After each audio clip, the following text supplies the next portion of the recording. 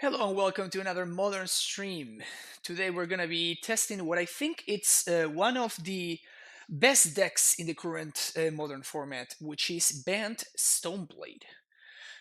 This, of course, as the name suggests, we are basing this deck around the card Stoneforge Mystic. Stoneforge, of course, getting Sword and Fist and Famine, which is, funny enough, this is the best sword in the modern format, and Batterskull. This sword allows us to get ahead while discarding our opponent's cards, while also be able to leave up interaction, and it's definitely the protection is way more relevant in modern than it is in other formats, like for example Legacy. In Legacy, whenever you see Stoneforge Mystic played, the equipment of choice is usually Sword of Fire and Ice. Um, but that is because blue and red are way more popular, and also the way that that sort of Fire and Ice cruise card advantage is, instead of making your opponent discard, it is by drawing you cards and killing your opponent's creatures with the 2 mana thing. So it's definitely way more relevant in that format. However, Sword of Feast and Famine really kicks ass in modern, specifically considering that Amulet and Primeval Titan decks are probably the best in the format by a wide margin. And this card really hosts Primeval Titan decks. I can tell you about that. I can tell you about that. This is by far the scariest thing that this deck can do against Primeval Titan decks. This list we see right here is a creation of Mac Winsauce. If you don't know Mac Winsauce, he is a very accomplished moto grinder, and he very often just does a lot of winning with blue-white based strategies, whether it's control or in this case a blade kind of deck. And he's been doing pretty well with this exact 75. So as I often do whenever I am testing a new deck, usually what I do is I just grab somebody else's tried and tested 75, and I take it from there. And in this case, we're going to be using his. We have Astrolabe, obviously, because any of those like busted decks need to have Astrolabe. Quaddles, once upon a time, Snappies, some form of counter magic with Mana Leak, a couple of Forces of Negation, one Archmage's Charm, and a couple of Cryptic Commands. Couple of Teferis, main deck Ashiok. I would imagine that this is very much a metagame consideration, and that this Ashiok will be coming out in a bunch of different matchups, but it definitely seems like a conscious choice to have this card in your main deck right now. And a couple of Urus. I've been having a lot of fun with this card in Magic Online. I've played it on stream a couple of times already, and I've even been testing it in Amulet. So I've been enjoying this card a lot, so that's why I'm happy that it's here. Talked about the equipment and a couple of sweepers and a couple of Jaces as a planeswalker to accrue card advantage with. So those are going to be our ways to win the game right here. And everything else is just basically ways to accrue control and establish control of the game. We have a couple of Field of Ruins against big mana, and we have a couple of Mystic Sanctuaries in order to make sure that we draw gas in the mid to late game. The sideboard is a little bit all over the place, like it often is with this kind of decks. We don't have any cantrips besides the Astrolabe, which is definitely interesting because it means that it's going to be less likely that we're going to be seeing these cards. And it also makes Snapcaster significantly worse, as opposed to some control deck where you can flash in a Snapcaster on your end step in order to flash back an Opt or a Thought Scour. That's not really a good play for us. That's why we only have a couple of copies of Snapcaster, because it's not going to be as good in this deck as it is in something like a Control Shell, where we can take more advantage of its power. But yeah, we have some stuff against Mono Red. A lot of stuff against Mono Red, actually. Core Fireworker, kind of nice because we have a one of once upon a time, which we can try to spike a Firewalker with against Mono Red. Mystical Dispute and one stroke, a couple of Aether Gusts. Again, this card really, really good right now in the format. One of Surgical and second Ashiok. Couple of Blood Moons. Yes, that is correct. We are splashing for Blood Moon, and it's actually quite effective out of this deck, if I may say so. I've been playing against a bunch of the deck in Moto lately with Amulet, and the Blood Moons from the sideboard can be pretty backbreaking. Capital Veil of Summers and a Return to Nature, which is kind of a nice card to have access to.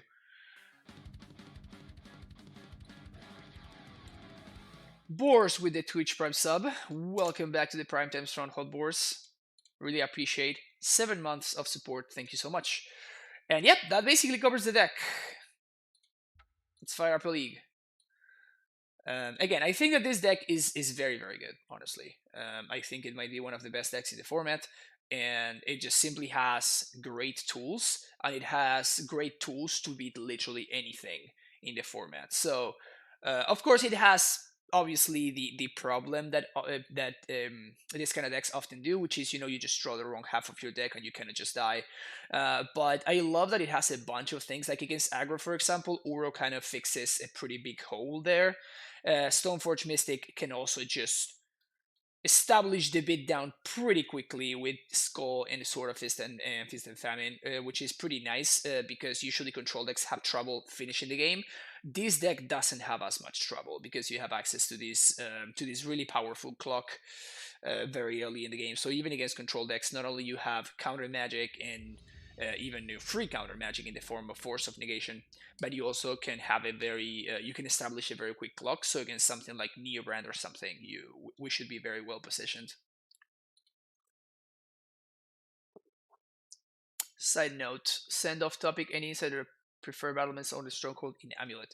Yes, I've been personally running battlements, but that is mostly because I am trying to maximize Dryad in my latest lists. And I've explained this multiple times already. Basically, you are making your deck a little bit better by making your deck a little bit worse at the same time.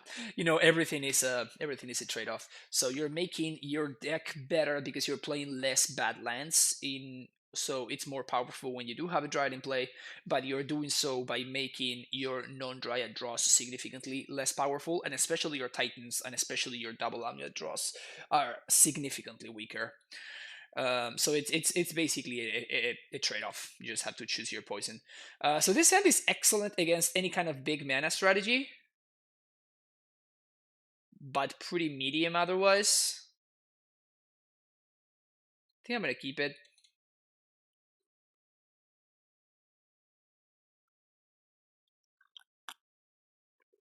Even if we're playing against Burn or something, we can hopefully get down an early Stoneforge. Ursa's Power Plant. So this hand is awesome. Easy. And having drawn a second island means I don't need to lead on Mystic Sanctuary, so I can get some value from it later on, which is nice. Cavern of Souls? This is Chalice? We kind of don't really care about Chalice. Okay, so I'm actually going to put a Stoneforge in play here because I don't think there's much, like, even if my opponent has a Thought Knot, I can't counter it, right? So there's kind of no value in holding up Mana Leak this turn, and this actually helps me establish a clock, which might be pretty hard otherwise. And now we're looking pretty good here.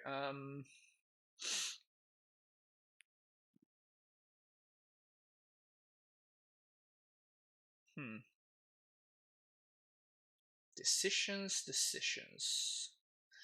So if I feel I can't Malik anyway, so I think I'm going to use this turn to just play out a tapped Temple Garden and pass the turn. If my opponent plays something I can Mana Leak, then I will Mana Leak it. And if they don't, I will just flash in the Battle Skull and take it from there. And next turn we can Uro plus Mana Leak or Field plus Mana Leak. If my opponent doesn't do anything, worth countering, I guess. So there's a bunch of things that we can do here, yeah. Ballista is not something I want to counter. Yeah, so we're probably just gonna win from here. Butter Skull comes into play. It's gonna start getting in there. We can even attack with the Stoneforge. Now that's value. I don't think I like playing out the Ashiok here. I think that getting the Euro in the yard is going to be more important. And I think I'm going to be holding a Mana Leak here.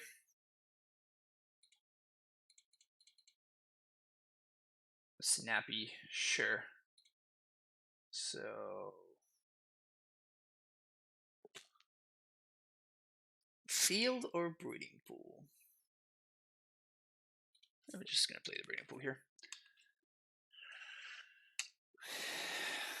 Yeah, this is a very strong start from us.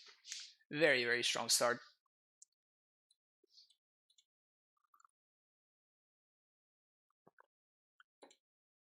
Next turn, Uro comes back.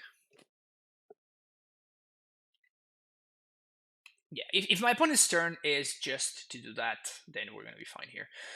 Well, that's an interesting one.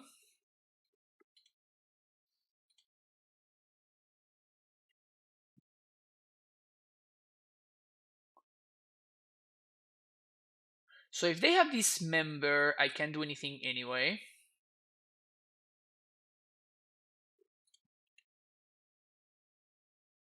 One, two, three, four. Can play my land, get no value, but I get it. Oh, I actually can't get back Uro. What am I even saying here? I can't get back the Uro. My bad.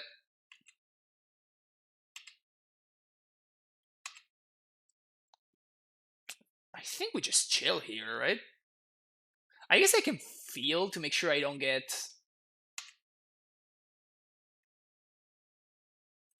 Guess I'm gonna feel them on draw step. Yeah, if this is all that my opponent is doing, this game is very much over.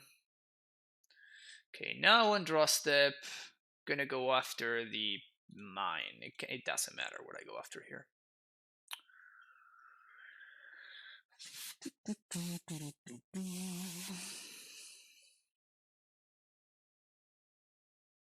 We already have a bunch of basics, so I'd rather have a forest. So we have Mana Leak, we can flash in Sword of Fist and Famine. Smasher. Sure.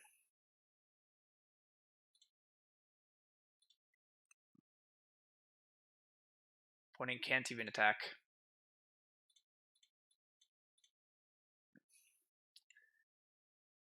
We are done so.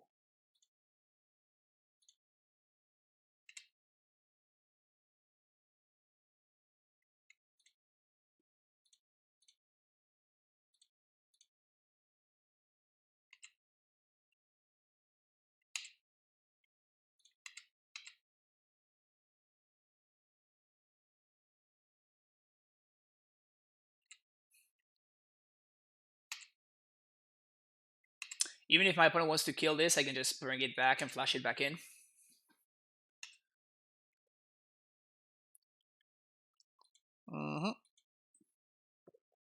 Which is probably gonna be what I'm gonna be doing. Unless I really need to Mana Leak something, which I doubt. Alright, they have Tron. That's something. I guess Endbringer would be annoying. Smasher is not.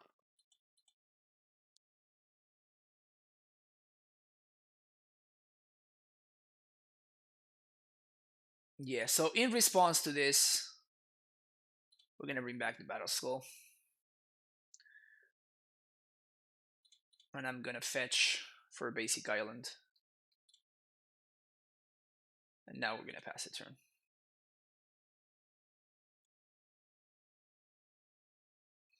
Alright, so my opponent has Tron now. What are the good toolbox decks in Modern? Amulet. And then I guess the Heliod deck is not so much of a toolbox deck anymore. It's more of a combo deck nowadays. That's not bad. That is definitely not bad.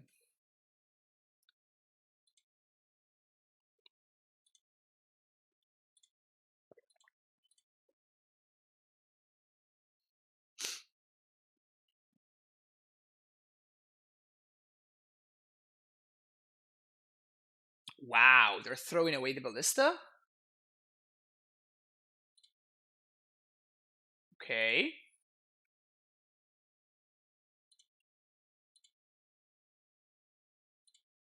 Alright. So if they play a big ballista, I can still probably mana leak it. So I think I'm just going to Jace. Brainstorm. Okay, so we have a Quaddle. So we're gonna put this on top, and then Snapcaster on top. Play this for no value, which kind of sucks, and then pass the turn. Why do you consider Amulet a toolbox deck? What tools does it have besides lands? I mean, I literally made a 3-hour video about about why Amulet is a toolbox deck, so I recommend you check it out. Yeah, this is getting mana leaked.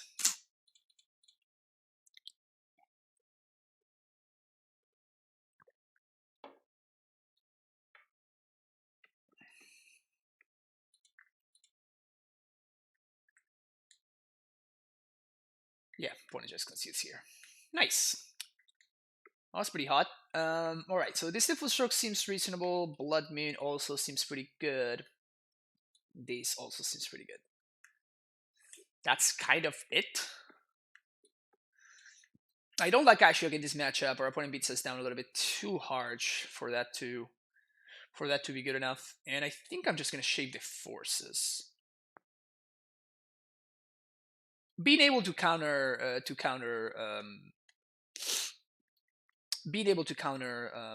Chalice and Karn, it's of course very nice.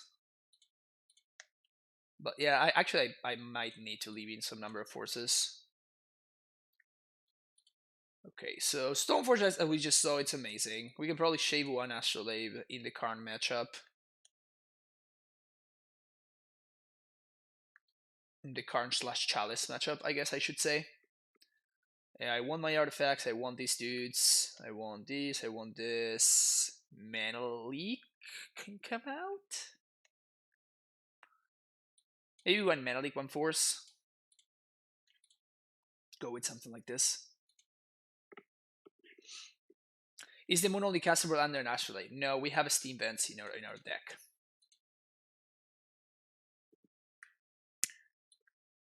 Sure.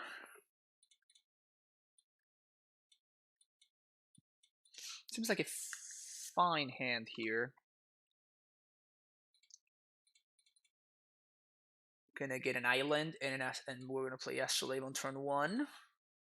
Take it from there. Turn 2 Thought Knot. Alright. I mean, yeah, this is the nut draw. This is the nut draw. Get multiple utilities that packed and EE. There's probably a 7 or 8 card toolbox package minimum in each deck. It does feel like less toolbox with Dryad now because it seems like Dryad and Valakut face is the best solution. Yes, but it's still very much a toolbox deck though. At this point, I think my opponent has good mana, so like I don't think there's much value in destroying this. So we just play this. If they have another Thought Knot, I'm gonna be in a lot of trouble. Or if they have a Reality Smasher or something.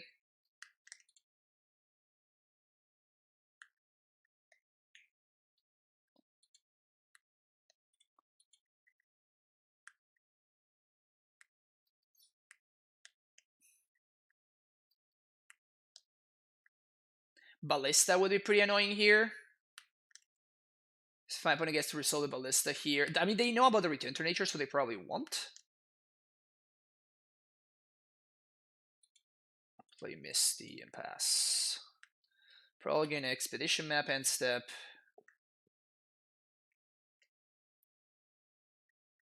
I wonder if they are next level and they get Blast Zone here. Playing around the Quaddle. Because if they get Blast Zone here, I can't actually trade with this Thought Knot because I will only have to. That would be pretty next level. Wow. Wow, that is very much next level. That's wild. That is wild.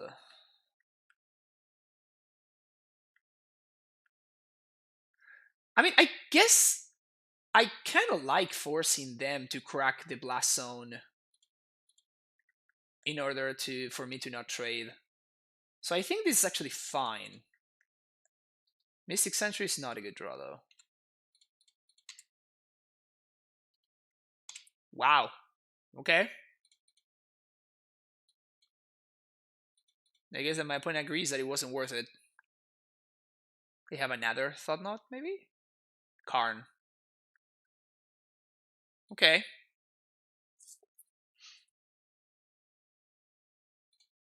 That's fine though. I mean, it would be nice to find like a way to pressure this. Ice Fang is snow permanent, yes, but this says another 3. At least 3 other snow permanents. So it doesn't count itself.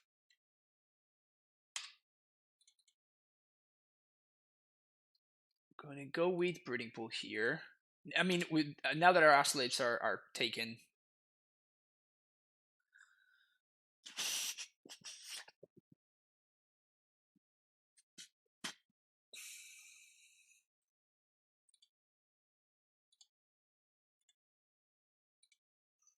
So I guess we see what my opponent does.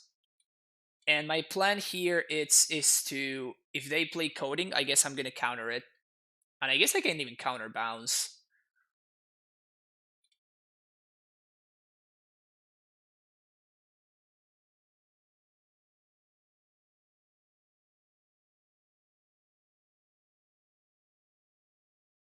Well, alternatively, what I can do is I can let this resolve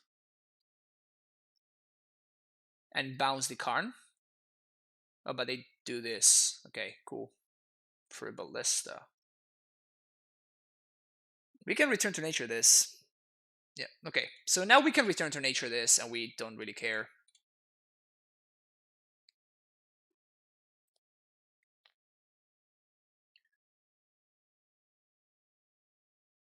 Matter Reshaper. Do we care about Matter Reshaper? Don't think we do. I still kind of like counter bounce.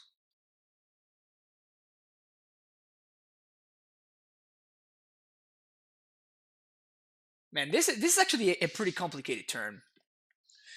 Do you ever feel Dredge just made it like too straightforward? I don't think that too straightforward. It definitely made it more straightforward than it used to be, but people still play very wrong with Dryad, and they go all in a little bit too much. So there's still a lot of edges to be gained by playing properly. So I could counter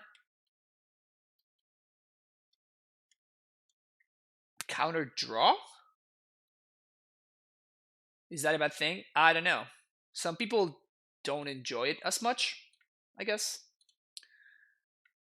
I think I can just return to nature here. Yeah, I think I'm going to return to nature and then just...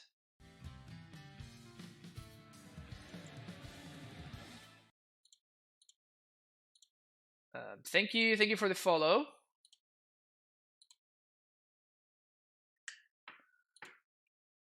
ISM 5KM. Thank you for the follow. Alright, we destroy that. Matter Shaper resolves. And now we can just hardcast our Batter Skull. That's actually kind of nice.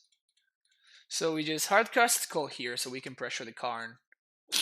And we can use Cryptic Tap in order to make sure that Skull gets through.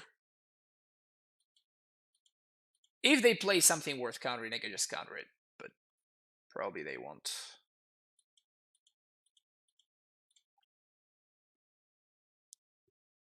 One, two, three. Okay, so my opponent can Ballista for 3 if they want to. But if they do that, that means I get to clear the Karn because I can Cryptic Tap.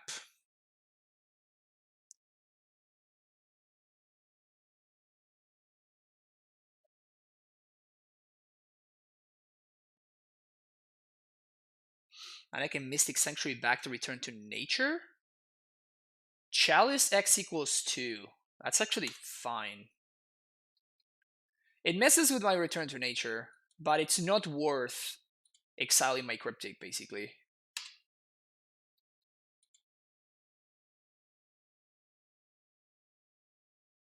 Another Matter Reshaper, sure. Alright, so we're gonna get to kill the card here, which is nice.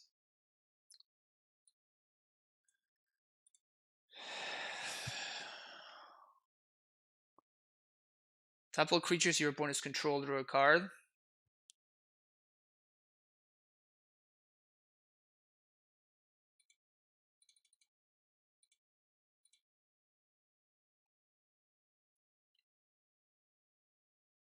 That's nice. Alright, so we put Mystic Sanctuary in play, we get back Cryptic. Now we can path something if we want to. And we're going to be able to eventually bounce this skull. This Chalice might be a little bit annoying now. Tap bounce Chalice. We can do that later if we want to. I don't think the Chalice is annoying enough yet. Another Karn. Force that.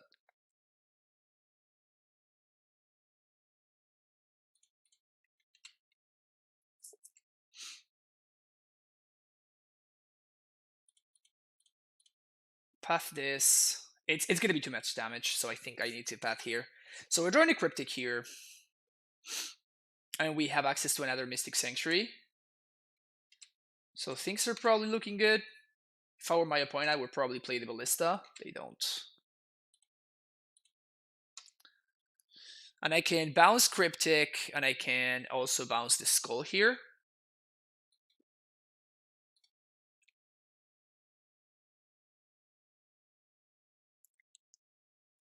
Expedition map is fine.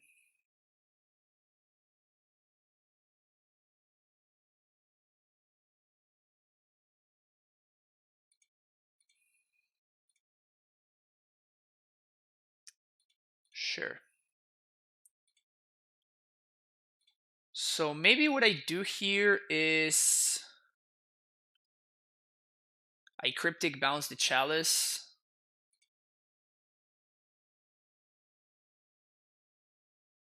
And then get back Cryptic. What is my favorite style of music to play? Either fusion or prog rock or pop, which I know are pretty kind of opposites, but I do enjoy laying down a groove a lot. Scavenger Grounds is kind of annoying, but I can force the activation on it if I want to.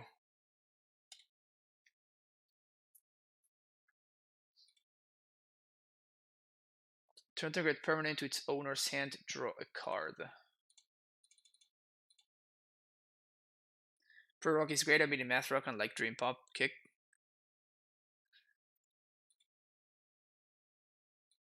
Yeah, probably that's my favorite style, honestly. Prog Rock, even after all these years. Even after all these years, I enjoy Prog Rock a lot. So this is probably gonna make my opponent pop the Scavenger Grounds, which is fine. It's a little bit annoying, but it's not the end of the world. And now we get to bounce this. Ew. Chase the Mind Sculptor, you say? I think we just play out the Skull and play out the Stoneforge.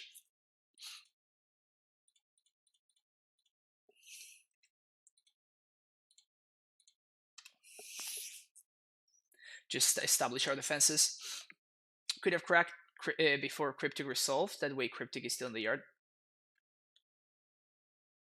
Yeah, I mean, I kind of wanted my opponent to crack their thing, though, there. So I don't mind that they exiled it. What is this, TKS? Or is this something bigger?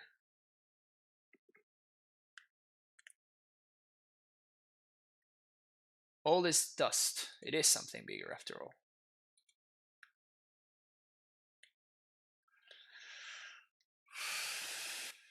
Oh, man. 1, 2, 3. So they're 1 mana off of playing a lethal ballista. Alright, so I need to Jace into something here. I can't just bounce the skull and do something. It's pretty good. Alright, so I think I like all these cards, don't I? So we put this on top.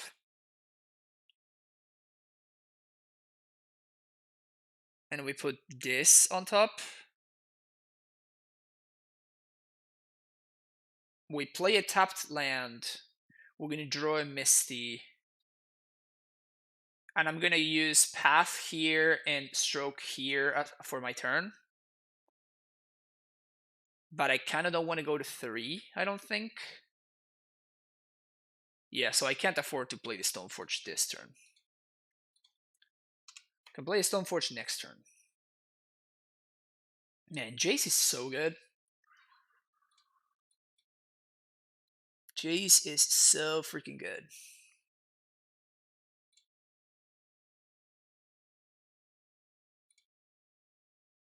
Alright. What you got, OP? Chalice for 2. That's pretty good for them. We actually have to counter that.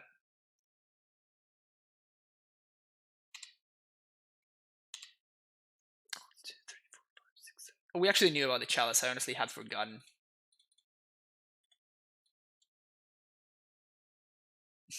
Yeah, JC's love indeed. Yeah, my opponent's playing pretty well. So we really want to see like an Uro. Uro would be the nuts. Opponent take this chance to resolve the Ballista. Can I bounce? If I bounce this, I just die, right? So I actually have to draw. That is, yeah, that does it. That's an answer to the Ballista.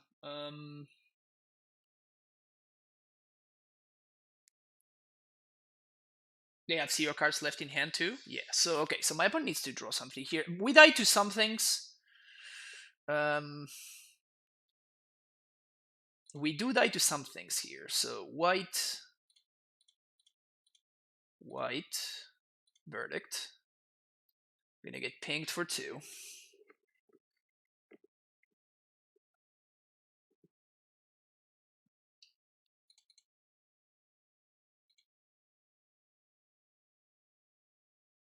Verdict resolves.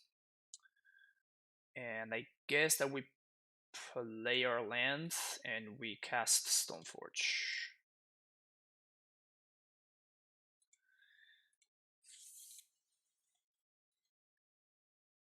I'm starting to think I should have held on to the Snow-Covered Island instead of this Misty. What I'm planning on doing here actually is to just equip the Stoneforge with the Battle Skull, so I'm not going to bounce the Skull.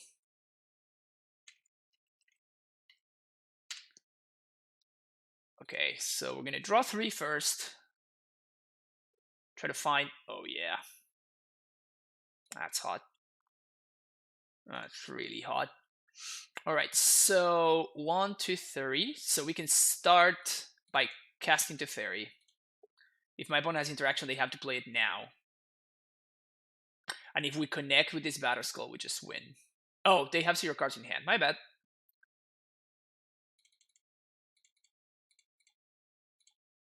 Equip here. And they should be game. I guess they can dump deck exactly another all this dust.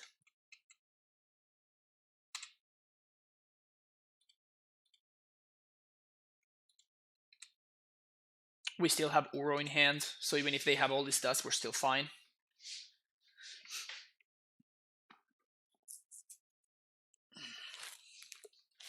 Opponent's gonna do some Blast Zoning over there. Huh. So they're gonna blow up the Stoneforge? That is interesting. Yeah, I should have definitely... Well, I guess not definitely, but I could have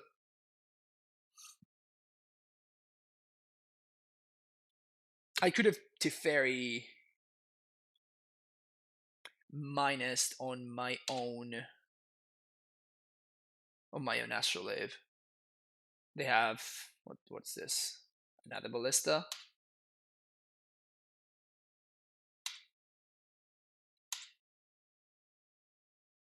There is a sword on top and another land, so I think I want to shuffle. Gonna get a basic forest. Path you. And now Uro is gonna take over the game. I actually am enjoying this deck a lot.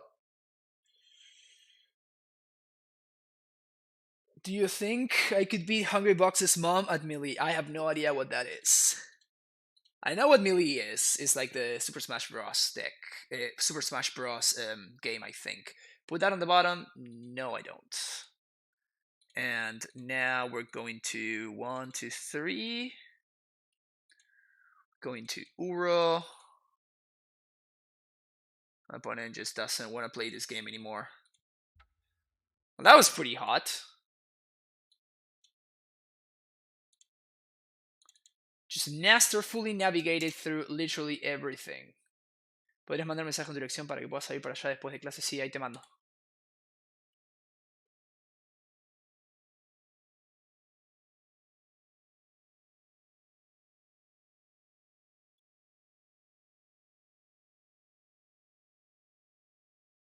Listo. Such a long match. Yeah, I mean, you kind of have to settle in when you're playing a deck like this, right? Just by definition, we're kind of... Oh, man. Oh, man. If this were a fetch land, I would snap keep this, but I don't think we can keep it as is. Alright, we're gonna keep this. And then I'm gonna bottom the Batter Skull. Because Once Upon a Time is a busted card. This is what you play exactly Once Upon a Time, you know what I'm saying? Because, like, you just don't need any more. So you only need the one. Put the skull back in the deck. Yeah, this is exactly a fetch land. That's pretty brutal. Oh, oh, gross.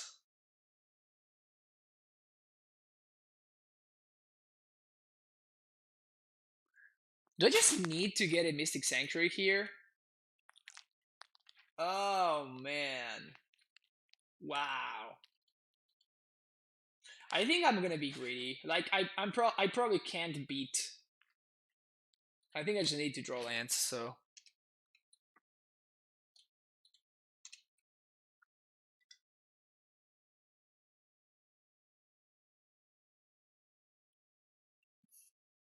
What is this? Stomping Ground Mountain. Is this Scape Shift? It is Scape Shift, probably, because my opponent wanted to tap a green there. Oh, Dredge.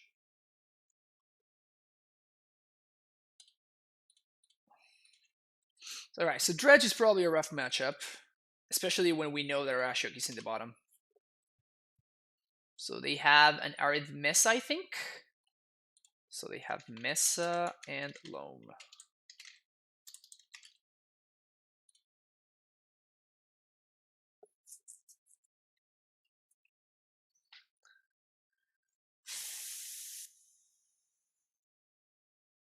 So we kind of want to draw...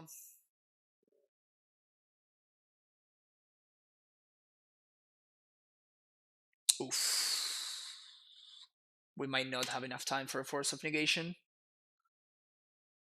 So Loam, Thug here. Ugh.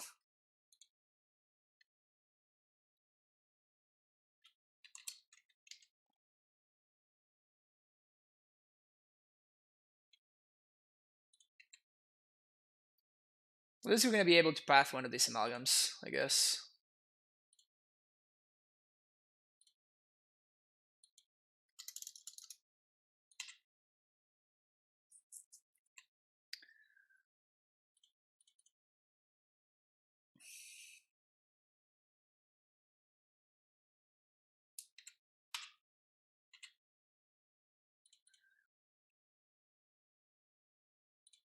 I guess Dredge sometimes struggles beating an onboard battle skull, so there's that at least.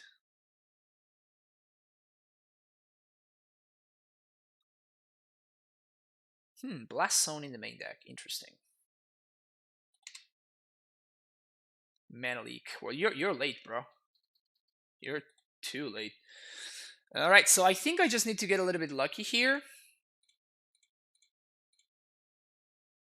And I need to draw into back-to-back lands, and I need for my opponent to not have an answer to this Battle Skull. So if they dredge into... Because they can even get back the Ox and then some, and they still conflagrate me. So it seems pretty tough for us to win this one. Also, the sideboard is kind of sketch. I guess that Aether Gust is reasonable in the matchup. We want Gust, we want, I guess, Return to Nature. Exiles a card from a graveyard, that's not a good rate. Surgical and one Ashiok. Oh, Rest in Peace. This card, I hear this card's pretty good. Probably Time Lord Reinforcements will be coming as well. Ox is such a great card. Yep. This reinvigorated Dredge a fair amount.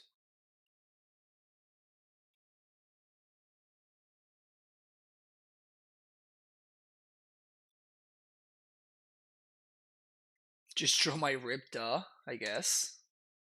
That's the line. They don't have any more fetchables? Wow, that is some value.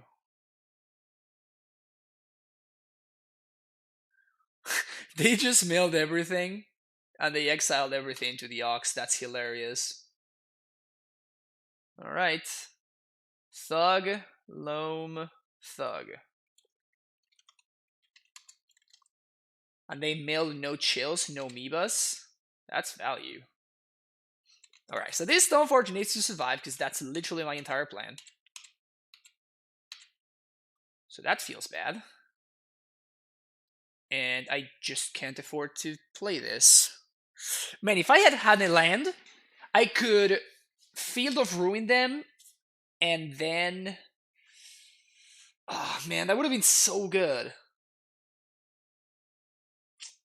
If I were able to Field of Ruin them, denying them the green mana for Loam, and then I would be able, and then I were able to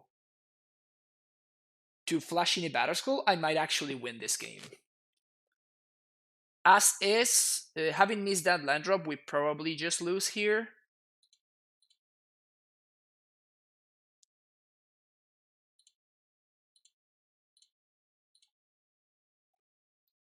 It's gonna Ox again. Yeah, if we had a land, we could Mana Leak the Ox.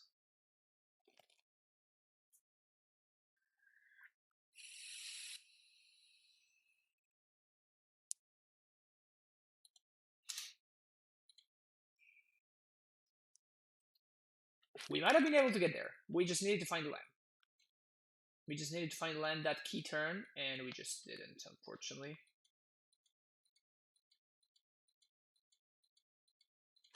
Which feels really bad.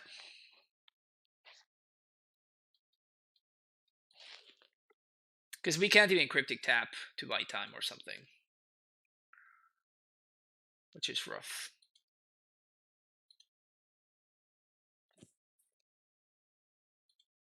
Opponent really tanking on whether to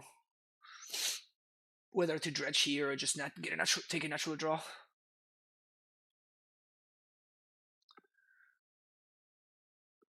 Okay, so they dredge Imp.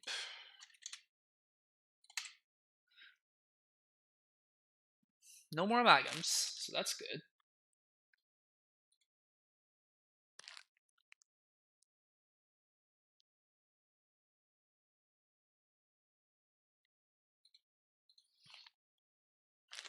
So we're gonna block here, we go up to 16, they take 5, 6, 7, 8, 9, 10. I don't think I can play around anything though. I think this is just what's happening. We've been getting really lucky with my opponent having pretty suboptimal dredges. I don't think we can afford to trade.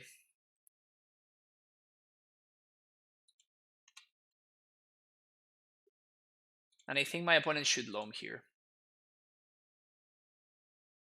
Oh, they're trying to mill double chill. Okay, so that makes sense. That makes sense. Because they probably can mill their entire deck with what they have left. Yeah. That actually makes sense. So they're trying to mill double chill.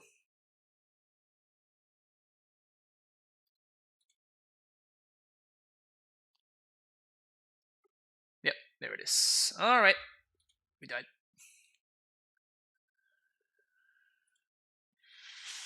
Alright, we want these. We want this. We probably want Gust. We probably want this and these two.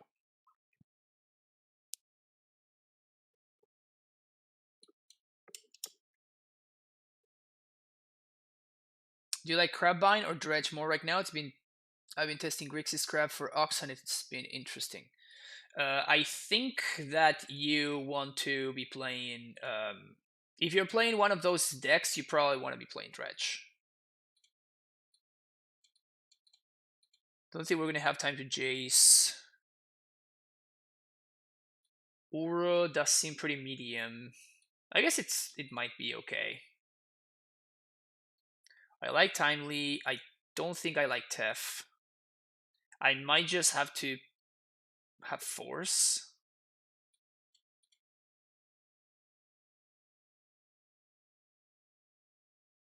Did you not play with Titan? What do you mean, Diogo? You mean if I'm not gonna be playing Amulet today? And no, I'm not gonna be playing Amulet today. Uro with Rest in Peace? We have one Rest in Peace.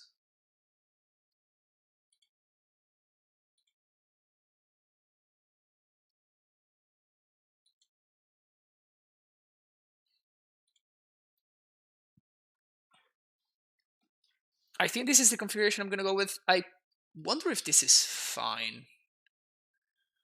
It probably isn't, right? Probably isn't. Yeah, I think I'm gonna try this configuration.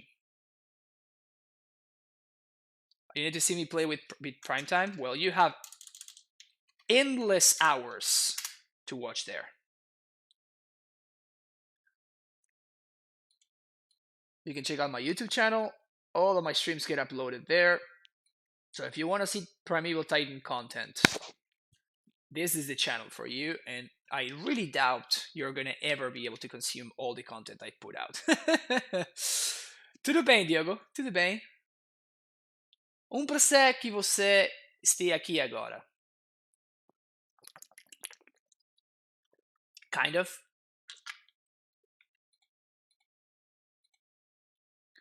Yeah, I don't think I can afford.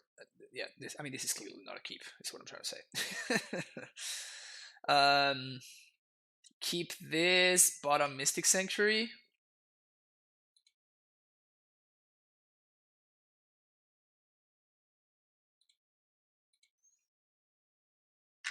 And I'm gonna lead on Once Upon a Time. I mean, I do have some form of hate. It's not great form of hate, but it is some form of hate. I'm gonna lead here because I need to find a second blue. Just like that. I could also get the Ice Fang, which is a nicer card to pitch for. I'm just gonna get this Suncover Island.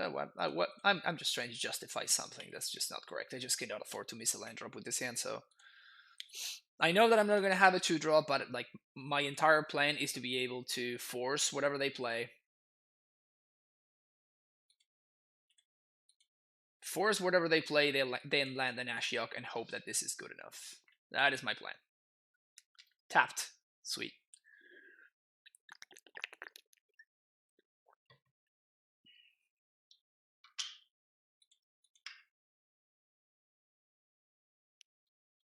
Really sucks to pitch Uro here, but I'm gonna have to. Loam? Well, I could actually let this resolve and just play the Ashiok. I think I like that. So, Meyer Mesa. Yeah, I think we just let this resolve. And then I'm gonna be in my...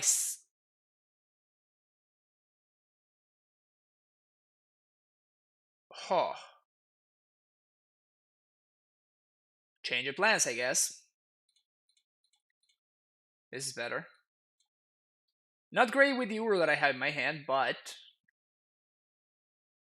it's gonna force my opponent to answer this before they can do literally anything else. And we have Force of Negation to protect it, so I'm just probably gonna chill. Chill right here. Cathartic Reunion, you got it. Selling both cards.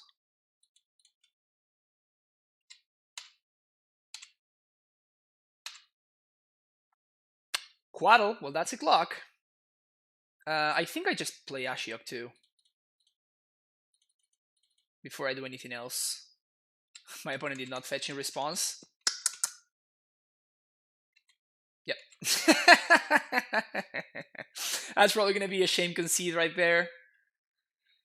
Maybe. No? Opponent's a fighter. Alright, I respect that.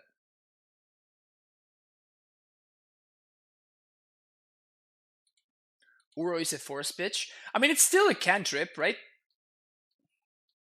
It's still cantrips. And my opponent, like, this is not guaranteed to stay here forever, right? I mean, now I guess Uro is a pitch. Surgical. Nice, nice.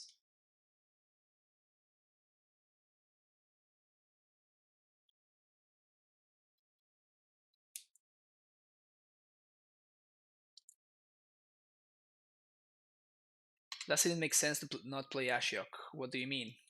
Like, if I want to play Nature's Claim, I can still do it by pitching the Uro. Uro sirvió para salvar Rest in Peace, sí, por eso. Por lo menos.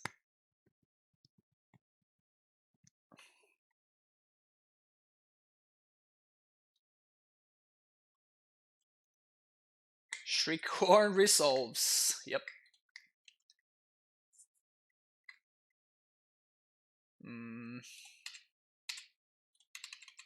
Let the beats begin.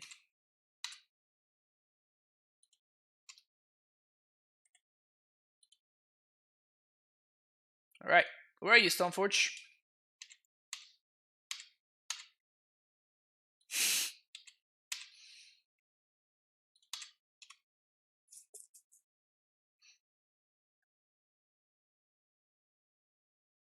Yeah, I could have hard cast the Force, Carbani.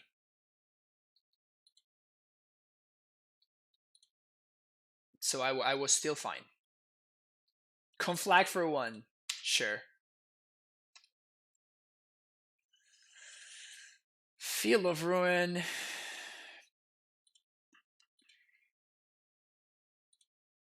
I think but they have a bunch of green sources, so I probably want to destroy a black source whenever my opponent plays that.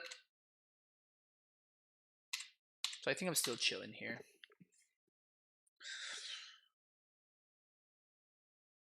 You could not have cards force when you played Ashiok, you had 4 lands in total. Yeah, but my opponent was tapped out, wasn't he? Right? Alright, OP has Blast Zone. So that's what we're going to be fielding.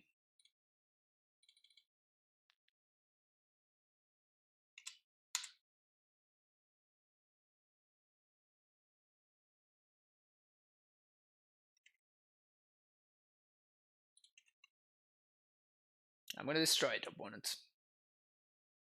There we go. Okay. Get out of here.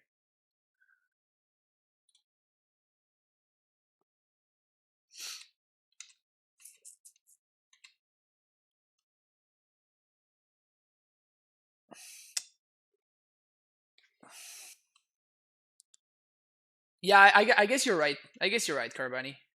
But at that point, I'm playing Ashiok anyway, so it's not that bad if my Rest in Peace gets destroyed. I mean, I still rather for the Rest in Peace to be in play, obviously, but it's not that awful if it just goes. Alright, so now that I have another piece of counter magic, I think I'm gonna be fine cycling this Such Mage's Charm. And whenever I'm ready to go, I'm just going to start plussing Ashiok so I can make sure my opponent mills before I do. We draw 2.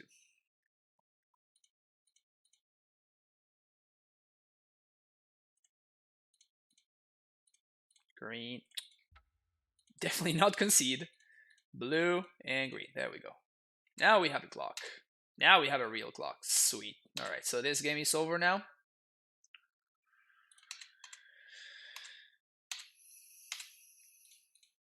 Stoneforge. Yes. Skull. Done.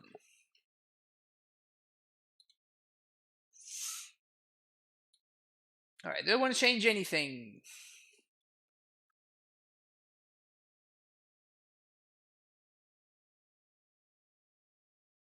Why no equip? Because I could hold up negation plus plus gust. So there's why no could be for comment. Yeah, that's fair. That's fair. Yeah, you're actually right. But I was thinking of holding up gust plus force, and yeah, I guess I could have equipped. I mean, it doesn't really change. Like we were just gonna win that very easily from there. But still, it might have been correct to equip first. We do get blown out by some random combination of cards, though. But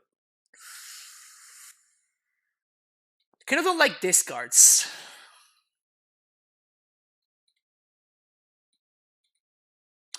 I think as a 2 of their whatever, they're probably fine.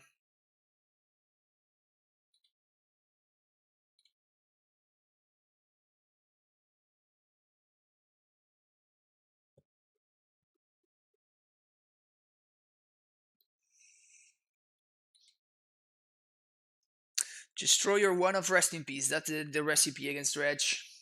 69 viewers. Nice.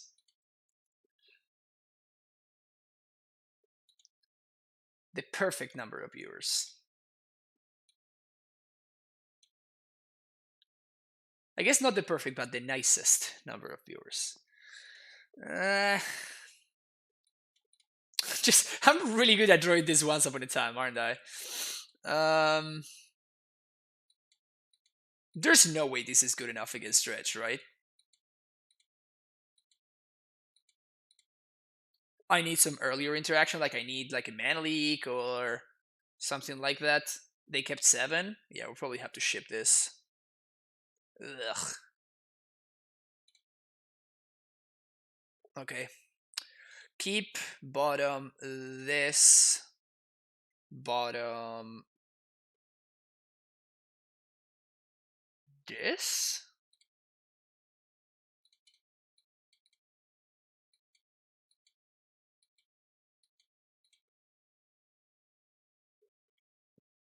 You think that 6 was fine?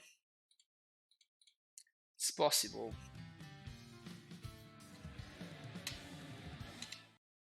Alright, Aether Gust is a fine one to find there. They don't dredge. Very interesting.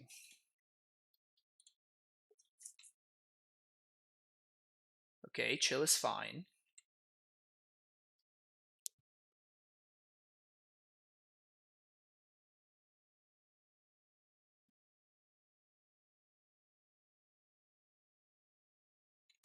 Another Shriekhorn. I think this is fine. Alright. So now we can gust whatever threatening thing my opponent might do here.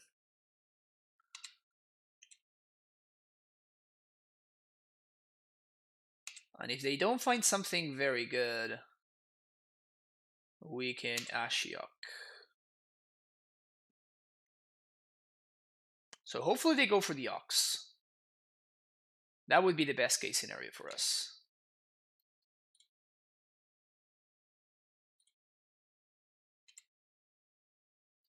Ugh. Alright, so now they're gonna have stuff in play, which is obviously pretty bad for us.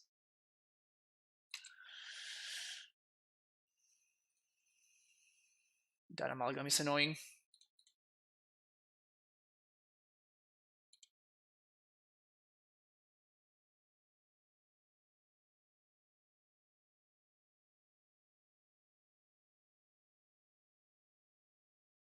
Opponent's still in upkeep.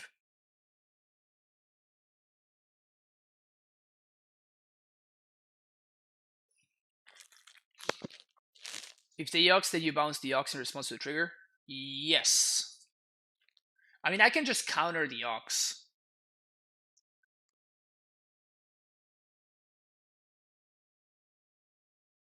Because I don't want my opponent to dredge. In any case, I think that even though this Ashiok's gonna die, I still think I need to play it out. Unfortunately.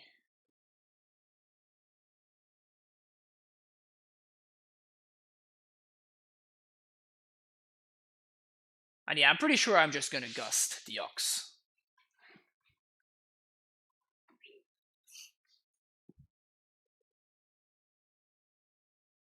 Because I don't want my opponent to discard their card on the Dredge. Alright, seems like we have an Ox incoming here. Probably gonna leave the Amalgam in the yard.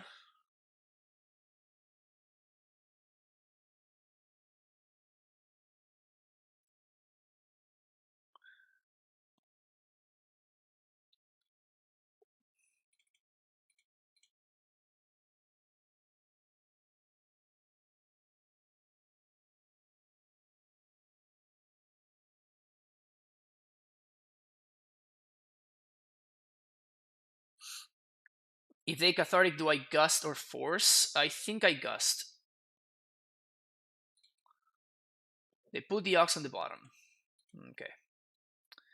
So the thing here is that now I don't need to play Ashiok anymore.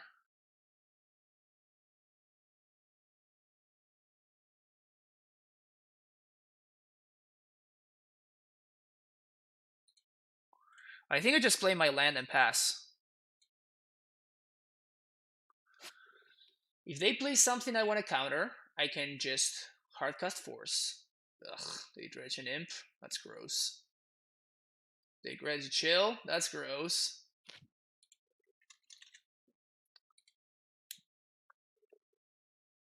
Yeah. So last game we got a little bit lucky with my opponent not. First game, sorry, we got a little bit lucky with my opponent not dredging pretty well. This time around, tables have turned.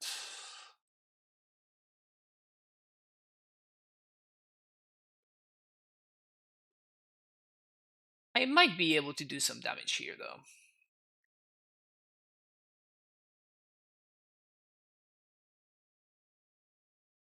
It's probably a Loam. Reunion. I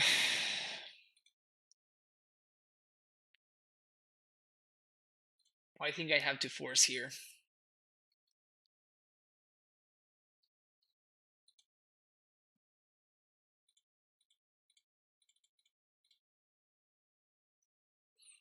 And I think I'm gonna have to Ashiok.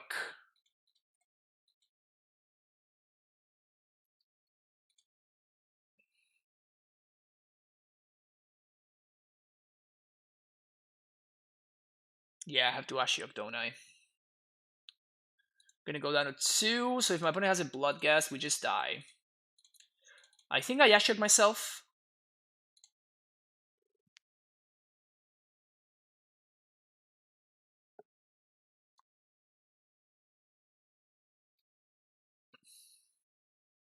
Because I might find Uro.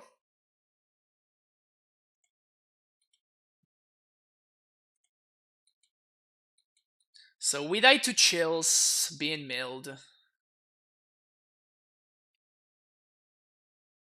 Wow, they clear the Ashiok instead of going face? Okay.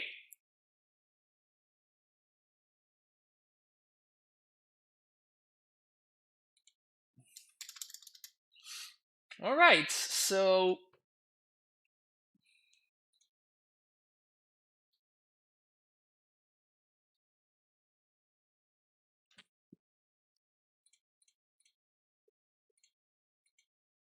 I think I Stoneforge plus Squaddle.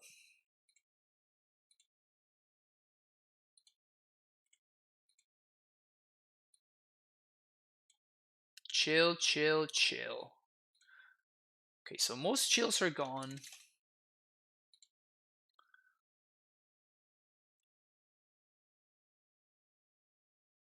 Two imps are gone, one thug is gone, one ox and one conflag are gone.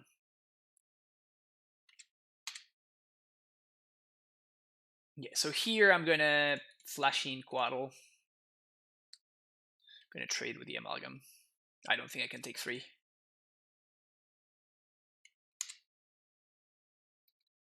Alright.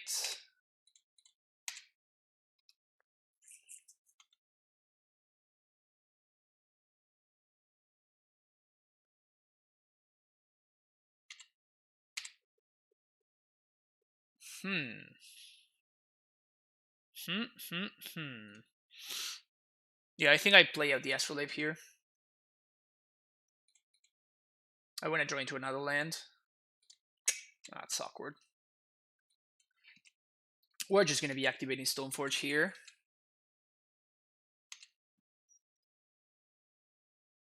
Oh man, this game. Are we going to get away with it?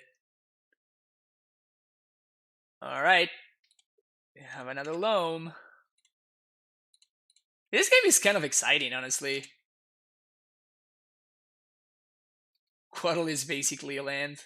Yeah, so I think I need to start attacking with Skull here.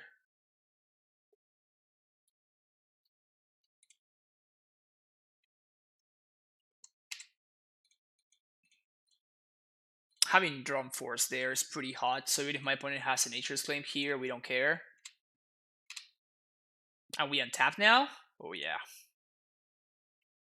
Oh yeah. Can we draw a land, please?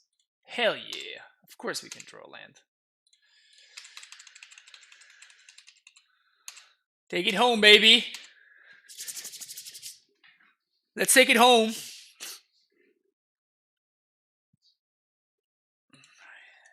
Deck more. Let's take it home, baby.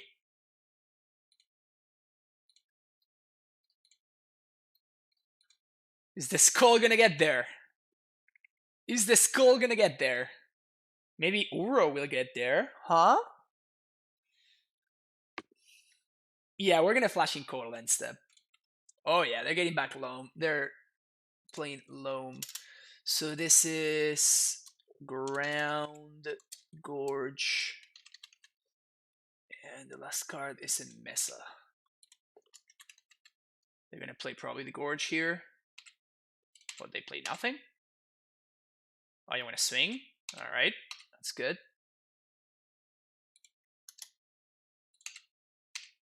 Played it on Tuesday, but with nobles, and it was pretty bad. This version seems much better. Yeah, this is a version by welcome to the stream, Midas, by the way. This is a version by Mac Winsauce, who is a very, very good moto grinder. So blue, green, play Quaddle. Another land, please. Another Uro. Alright, so we're gonna attack first. Just want to attack like this because I'm interested in trading here. Alright, we're at 11 now. Play my land first, I guess. Give me another land so I can get this dude back. An Astrolabe.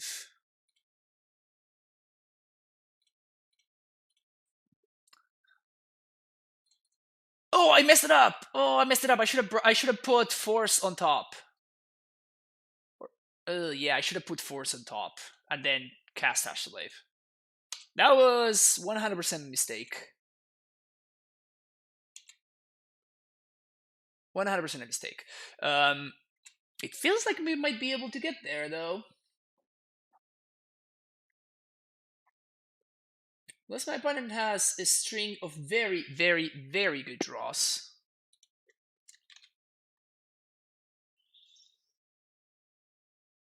I mean, step number 1, they need to answer this guy.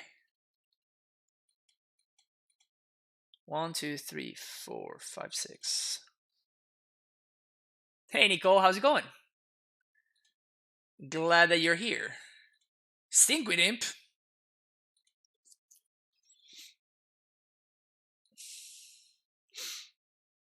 So do I want to draw a force is the question here.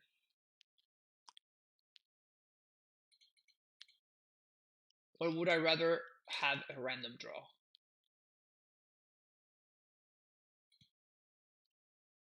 Another thing I can do is to Cryptic tap my opponent's team to get in there. I think I like that actually. To Cryptic tap team.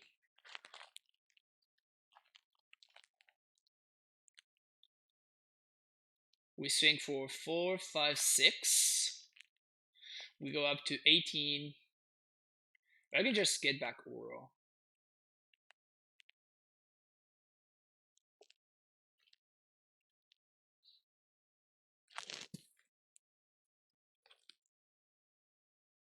Yeah, Dredge Grudge. Grudge is the only card that's kind of like scaring me. So I think I'm actually going to draw into the Force of Negation. So I can play around the Grudge. And we want to make sure that it's the non-foil one because it's just better, you know. So I put this on top. We green. Get back Uro. 2, 3, 4, 5. Now we have a 6/6. Romario with the party of 15. Thank you for the raid, Romario. Welcome everybody from Romario stream. We're just beating on Dredge, you know? Just playing some good old fair magic for a change in this channel. And I'm having a good time. We're playing some good games. And it's some pretty good value. I'm going to take a very quick break, though. I need to take a bathroom break. So sorry for everybody that just came here. But I've been drinking coffee and water. And, you know, I am unfortunately a human being with basic needs to be attended to. So I will be right back. It will be 1 minute. So don't go anywhere, please.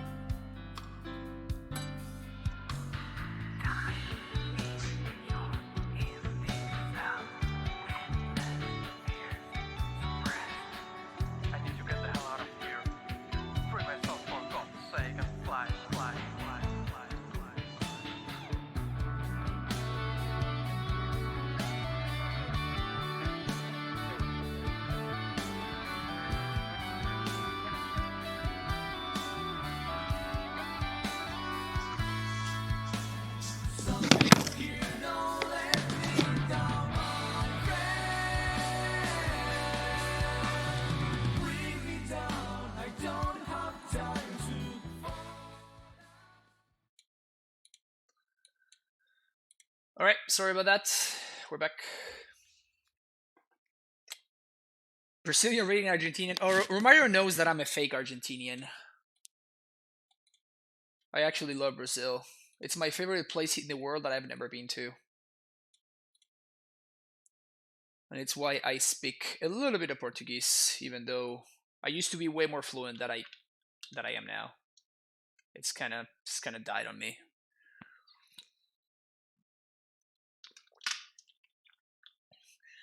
This is new times.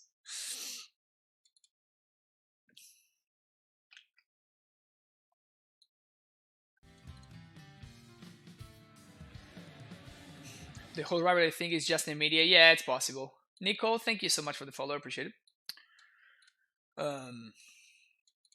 Yeah, it's more of a football thing than anything else.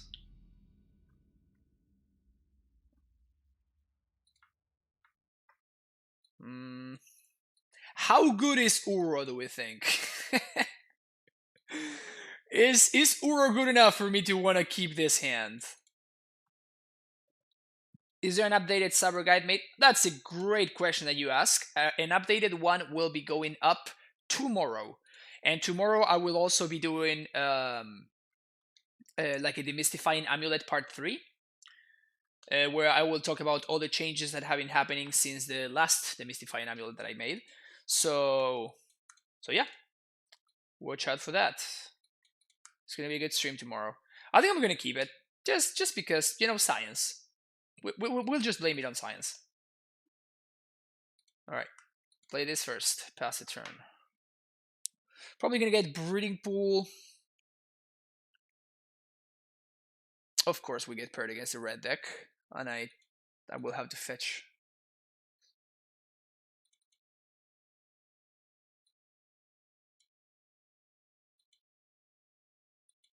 Hallowed Fountain.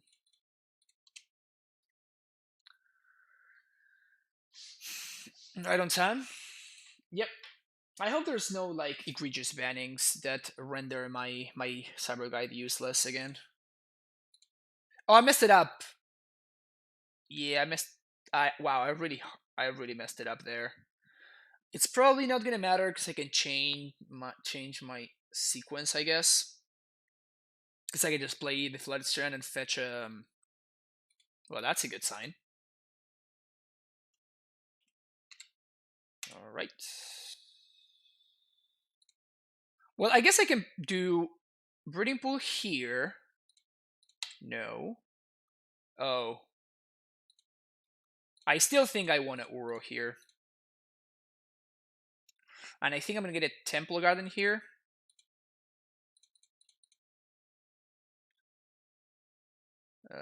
Yeah. I'm not going to be able to escape right now. I still want to fetch the Temple Garden, though.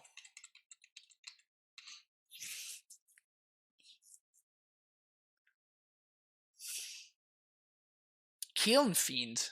Okay. So let's do... Well, change of plans, I guess. So we're going to have to get Mystic Sanctuary here. So I can kill this Kiln Fiend.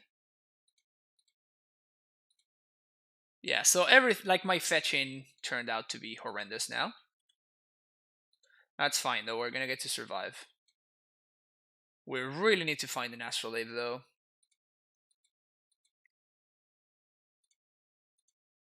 I'm pathing these anyway, so I might as well do it now. Not take the free damage, because it also enables light up the stage, which I don't want to.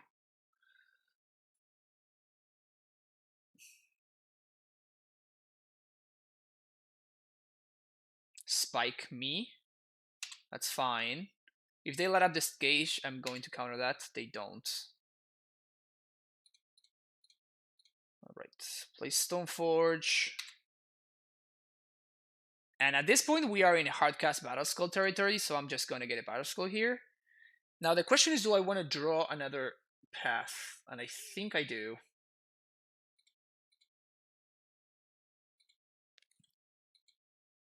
Yeah, even if my opponent kills my Stoneforge, it kind of doesn't matter too much. Because it seems like this Battle Skull is going to take over. Nothing better than defeating Argentines at the Sao Paulo GP. That's mean.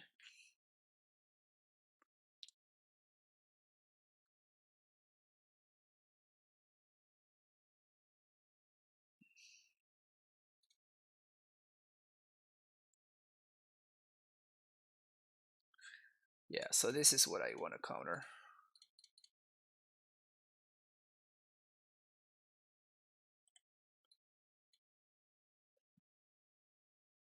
Yeah, that's a great situation for us to happen here. Play our land. We cannot flashback Uro, so that will have to wait, but we can at least play a Battle Skull. Yeah, we want to draw a fetch land.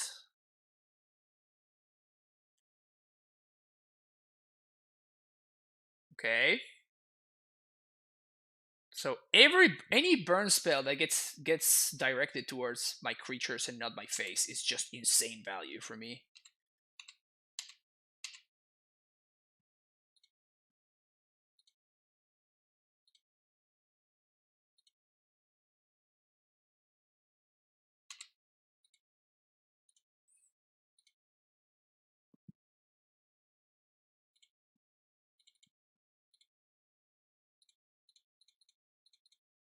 So now I have a 3/4, which is going to be harder for my opponent to kill. And they just concede. Easy. Alright, so we want these cards, we want these cards, and I think that's it. Yeah, none of these other cards do anything. So this is cool. We don't need Ashiok. We might want Rest in Peace. Maybe as a one-off, it's just okay. No, actually, I disagree. I think that the power of Snapcaster plus Cryptic and Mystic Sanctuary is just better value for us than that. I really want to see Amulet Tempo back. Yeah, that's probably not gonna happen.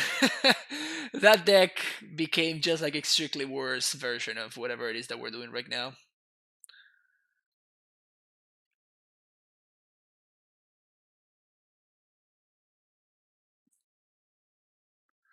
Why do Modern Stoneforge decks choose the GB Sword over the Blue Red Sword if it's the only way around in Legacy?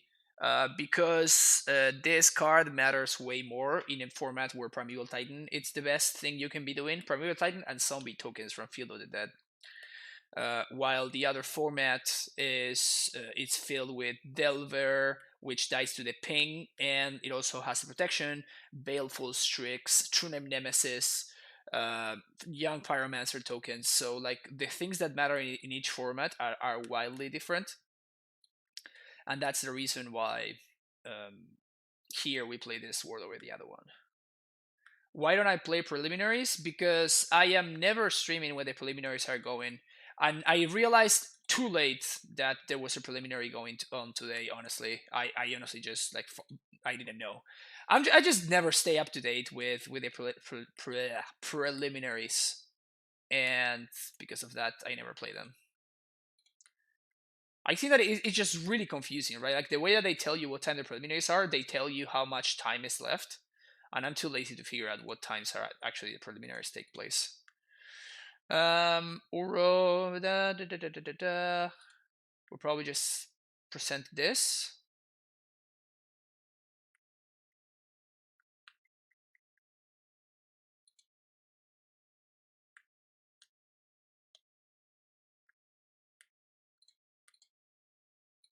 Funny how the 4-lander Uro hand actually got there. This one might be just pushing a little bit too hard.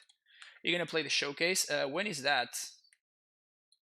I'm just never up to date with these things. Oh yeah, this. Oh yes, this hand. Keep bottom Battle Skull. So turn 1 island, turn 2 plains, and turn 3 GGs.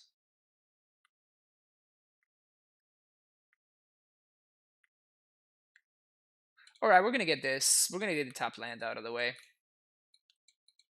Seems reasonable to do.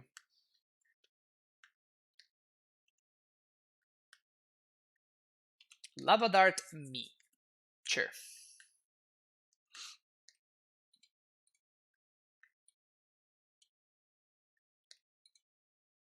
Let's get a basic plains here. Basic plains. GG's you.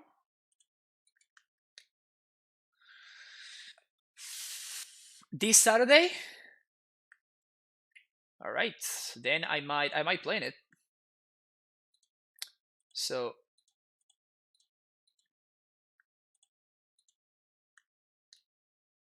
yeah, I should honestly be better about staying up to date with Moto tournaments and stuff. It's just that usually most Moto tournaments happen during the weekends, and I'm not around during the weekends. Alright, so we're gonna find an island here. Actually, oh, I messed up. I should have found the forest.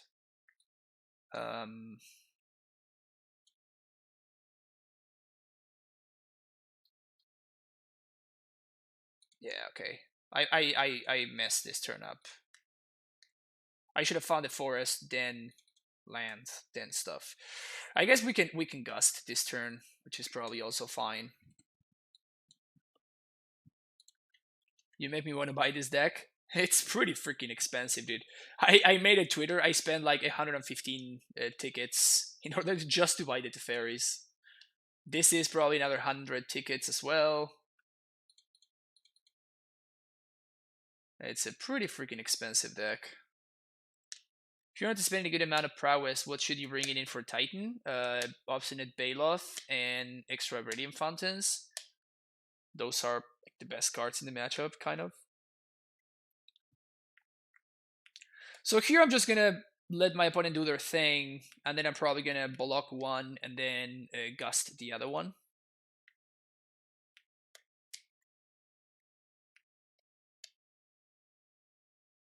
Forked Bold Face, you got it. Because I kind of just want to use this gust, just want to get it out of my hand.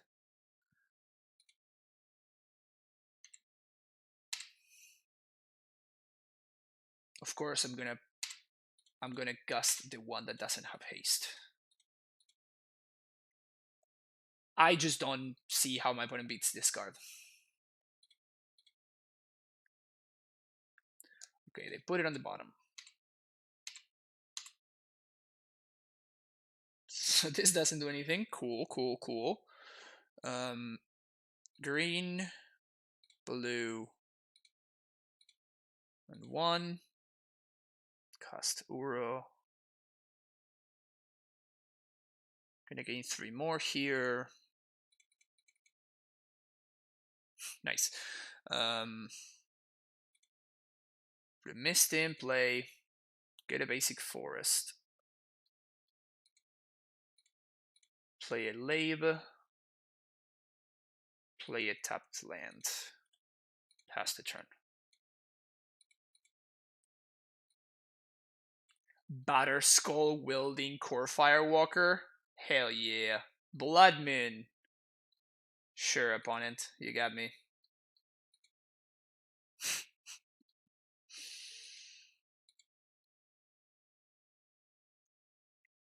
Oh, yes. Oh, this is awesome. Now we get full value from Timely. Hell yeah.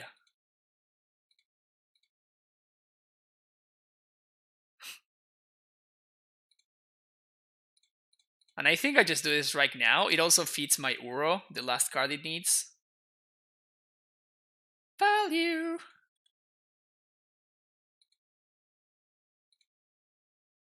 That was great. That was great. I honestly, I have no idea what we are still doing here.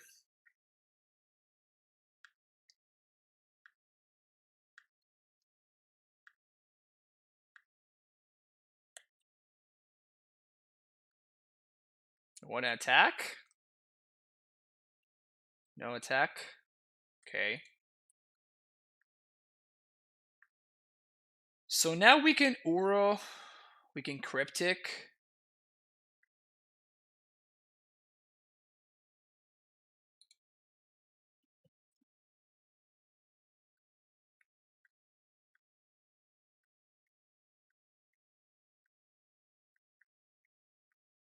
Or we can Batterskull. I kind of like to get Uro going.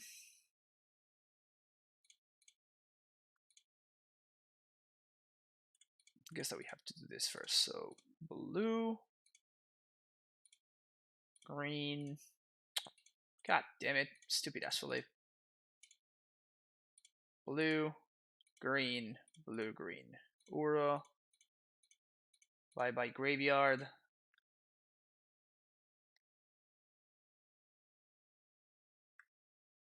Yeah, it kind of doesn't matter. So your name perfectly applies right here. Doesn't matter. When your mono red opponent is dealing negative damage every turn. Yeah, that's kind of what it feels like. So I guess that my opponent needs to like really go off this turn and try to deal as much damage as possible, and it still probably kind of won't be enough.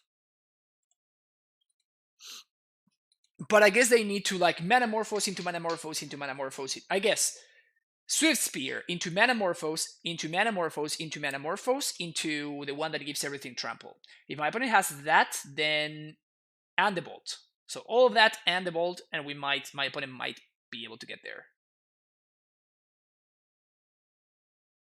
Anything short of that, and we win. Yeah, sure. I'm gonna trade with my opponent's stuff here. My plan is still to eventually get this Battle Skull rolling. So, Abrade, my dude.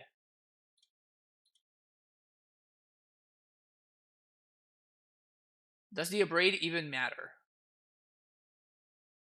No, it doesn't. Oh yeah, it does because it makes my things smaller. So I guess we mana leak it, get value from mana leak.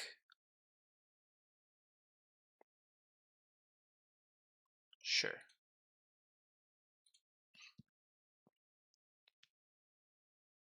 So if my opponent wants to trade here, we will at least trade with either a Reveler or multiple of these dudes. Even then, it would only be 29 damage. Wow, brutal. Just too much life.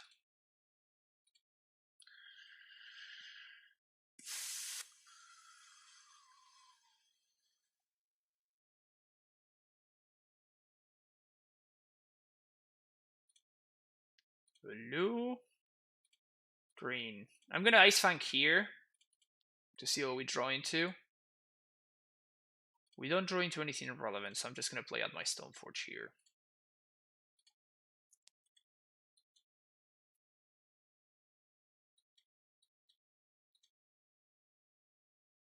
Yeah, I don't think my opponent has any outs anymore. To be fair, my opponent hasn't had any outs for at least like it's turn 8. Since turn 2, my opponent hasn't had any outs, I don't think.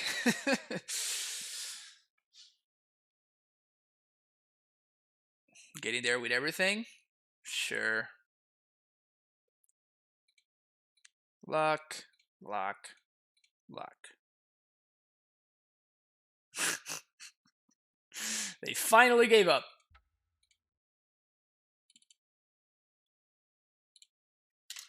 Urus Busted versus Red Decks. Yeah, it's pretty good.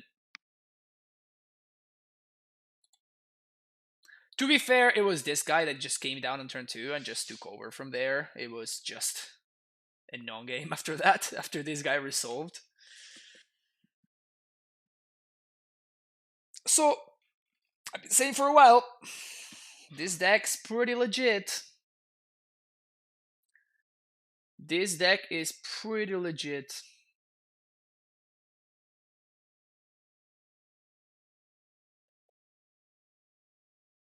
The only thing that baffles me a little bit about this deck is the one of Once Upon a Time.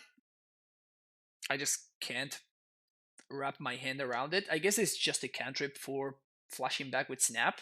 It just seems so minor.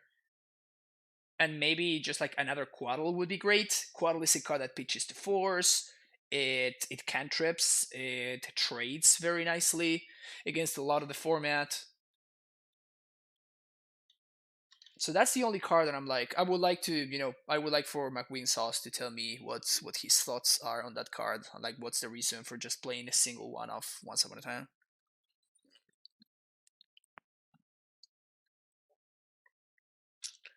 Because if you go turn 1 Astrolabe and you draw into your Once Upon a Time, that has to be like the absolute worst feeling ever. While if you draw into something like a Quaddle, it's just so much better.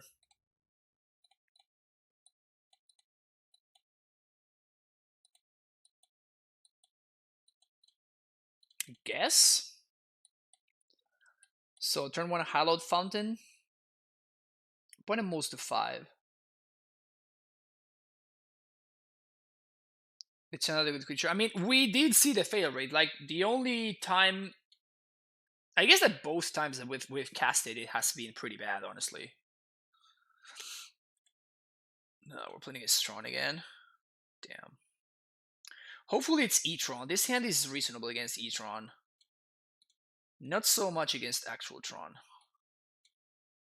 It's a little bit too slow against actual Tron.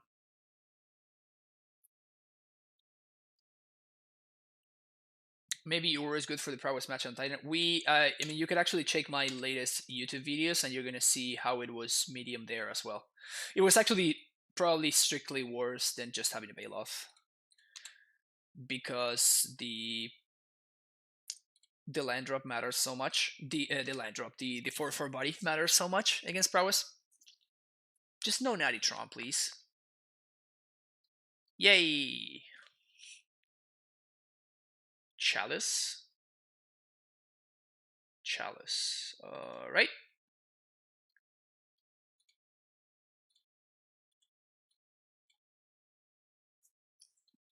So I'm planning on basically countering anything my opponent does, or draw 2.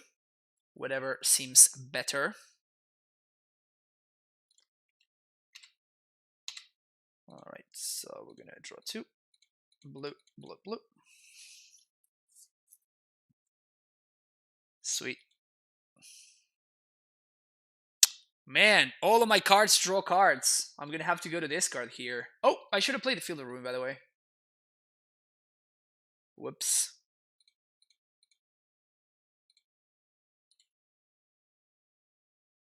Should I just fail to find to not go to discard here? Joking, I'm just joking.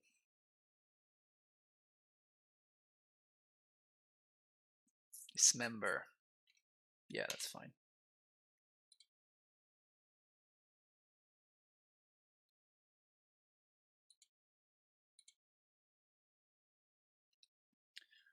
I think I'm discarding the path. Definitely a mistake to not play the Field of Ruin there.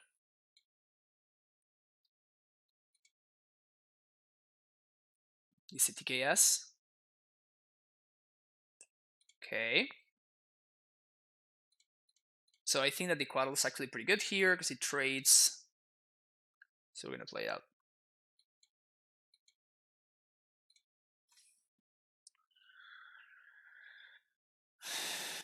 Most of my hand's pretty good here.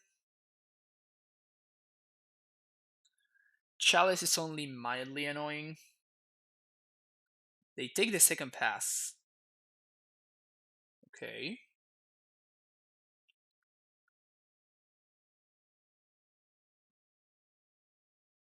So here my line is probably field into plains.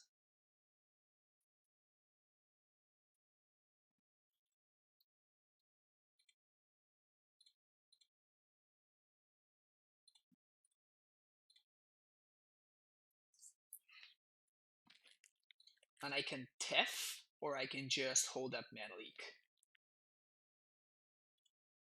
I think I like just holding up Mana Leak here.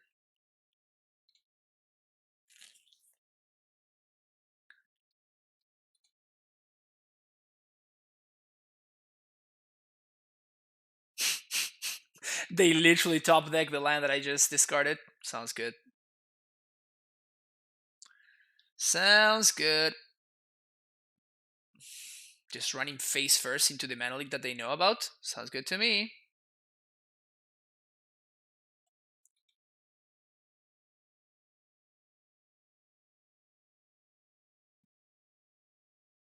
Want to trade too? All right. So, what to do? We can draw into the Archmage's Charm, which sounds pretty sexy.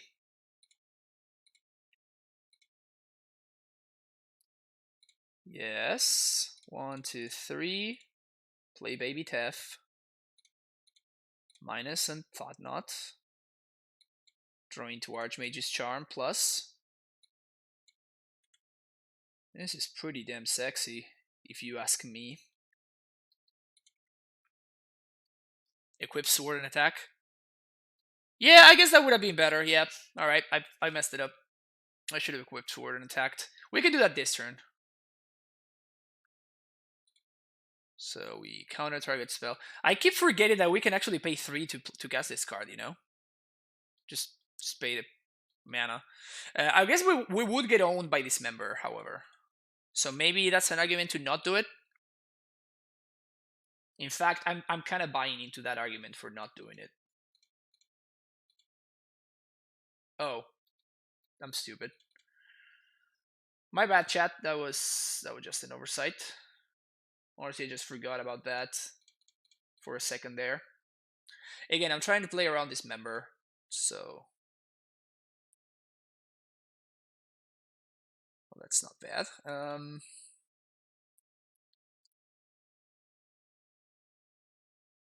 Both of this on top.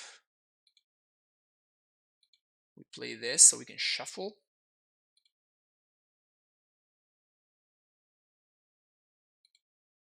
Oh, how can this man? I'm still getting used to these cards. I'm clearly still getting used to these cards. You're totally right. 100% right. I'm just being stupid here. Yeah, we can bounce Chalice next turn. And this is definitely Mana Leak worthy.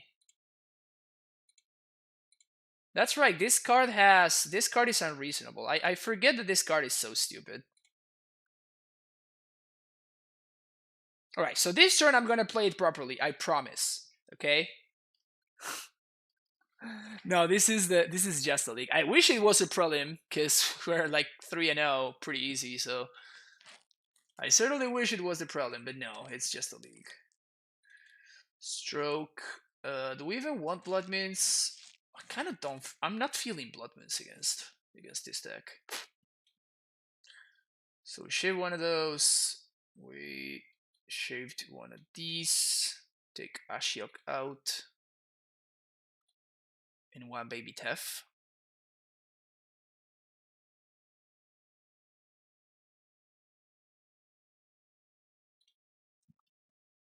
I'm playing loose. Yeah, I'm definitely playing loose.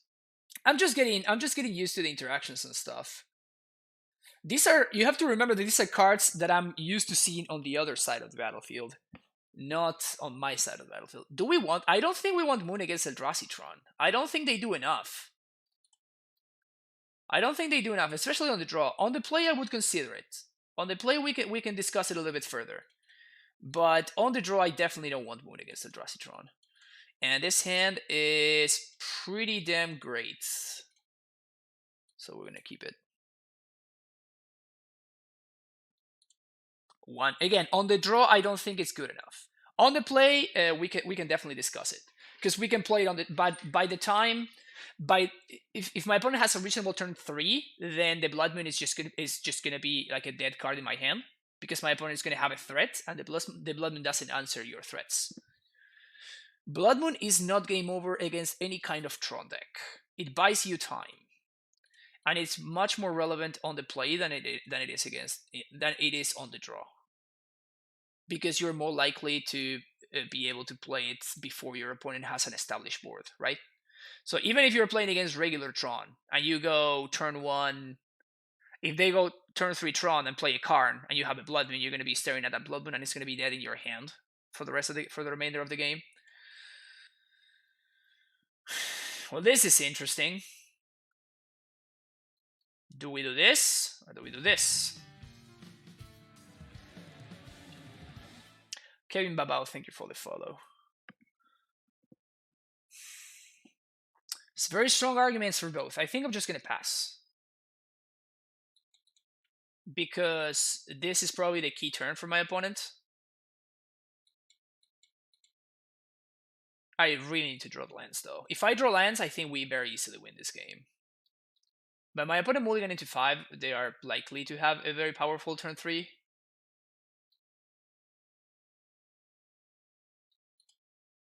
And now I feel extra stupid.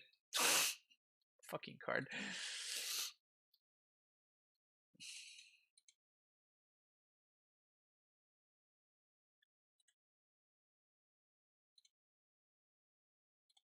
At least they didn't take my battle skill, so I guess that's the bright side. And you see, if I had Blood Moon here, like what's Blood Moon doing for me? I'm still staring at a 4/4 and a Chalice on 1 in play. I think Blood Moon is super overrated against Tron decks.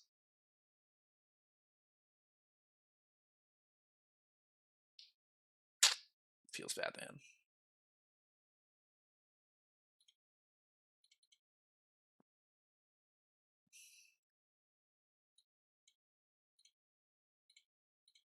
They probably have a Dismember here, but at this point, I don't really can play around stuff, I don't think. Because I'm just falling way too far behind. If they don't have a Dismember, though, we're looking pretty good. What would be great is to draw something like a Back to Nature, or something like that would be pretty hot. Second Thought Knot is backbreaking.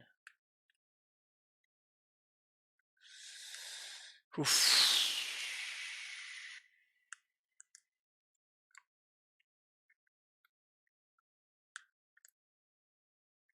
Yeah, so they do have the Dismember.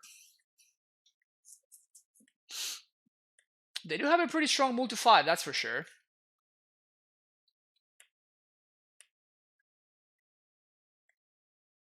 They do have Tron.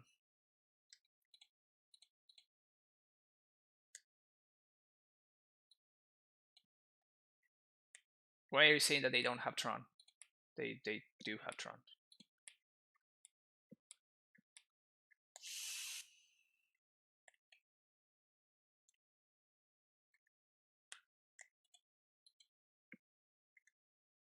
So I'm probably gonna have to... Yeah, this is Ursa's Mine. This is a Moto only art. This is Power Plant. This is Tower. Yeah, mismatch Ursa's lands is just disgusting. You can usually tell because Moto automatically organizes them all together. Here I'm taking 8, I know, it sucks, but I think that I'm getting to the point where I need to get lucky. So end step, I'm probably gonna bounce Chalice, so I can start pathing my opponent's threats.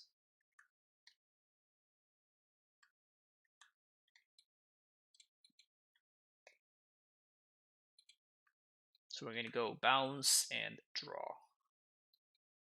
Because if I tap and draw, then we're just kind of delaying the unavoidable at that point. Turn target permanent, it's owner's hand, draw a card. Snapcaster would be a good draw. Flooded Strand.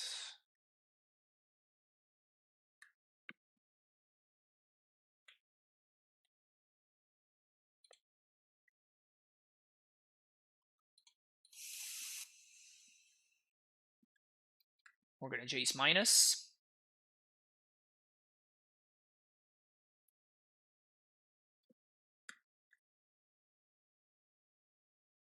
Do we want to draw a new card? Yeah, we're gonna draw a new card. Return creature to owner's hand. Yeah, we have to bounce one and path the other one.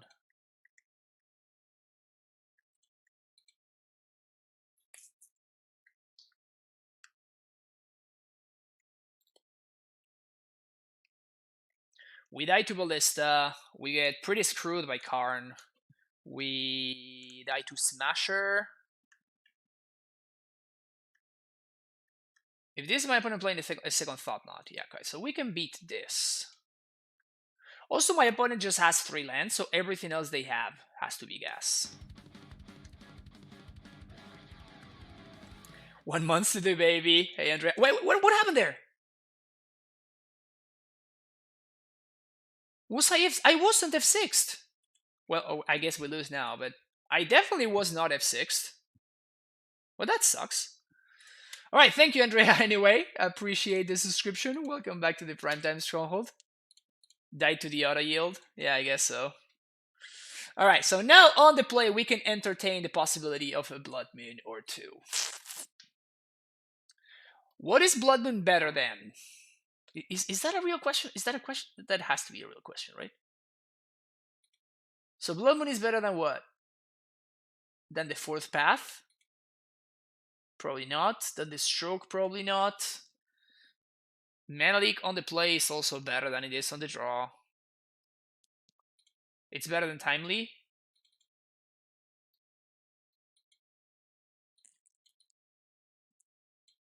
Once and a Force. Force is just there as a one-off, mostly to counter Karn and Chalice. All right, so I'm down to experiment with the Blood Moon, see what happens. Still not sold on it. Definitely not sold on it, but I'm down to experiment and see what's up. Sure, we can keep this hand.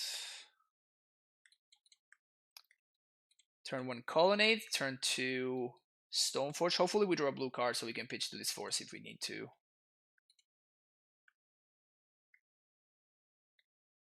Alright.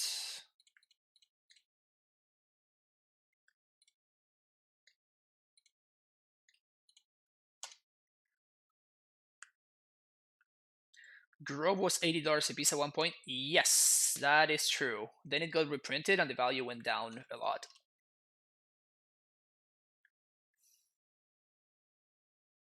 Alright, so my opponent have the Natty Tron again.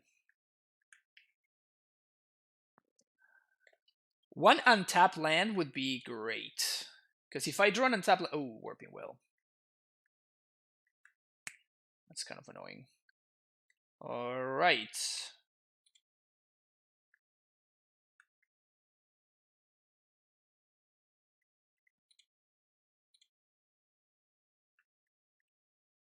Let's get another island here. And I think I'm going to Astrolabe into Stoneforge here.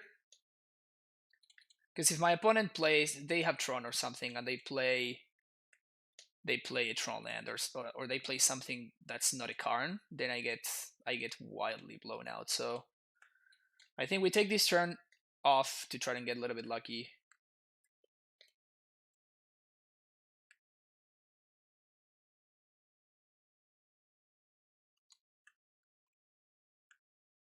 What do you mean, Shadow? It's pretty straightforward. Last modern streamer tries out Bant Stoneblade. Easy.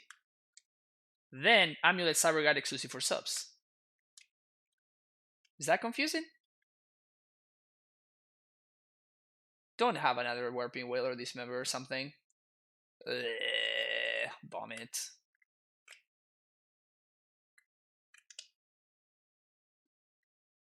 This is Sorio's Guild 8 looking strong here.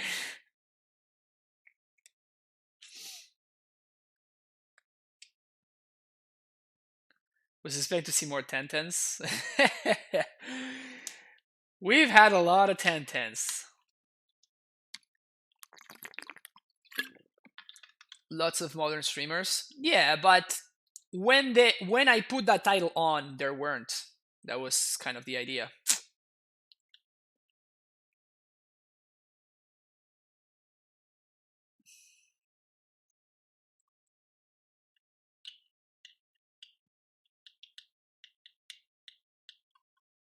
Options, options, options.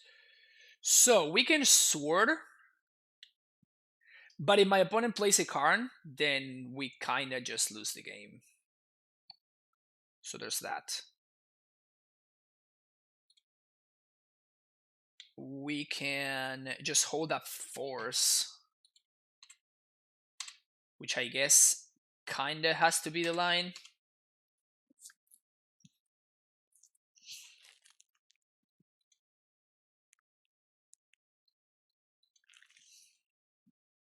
Then you have to play around card. Yeah, mostly because I can't beat it, so. I agree. I agree that I have to play around Karn. Hopefully my opponent taps out. And then next turn I can do nasty stuff to them. Because I can play Sword, Equip, attack with Stoneforge, Hardcast Batterskull.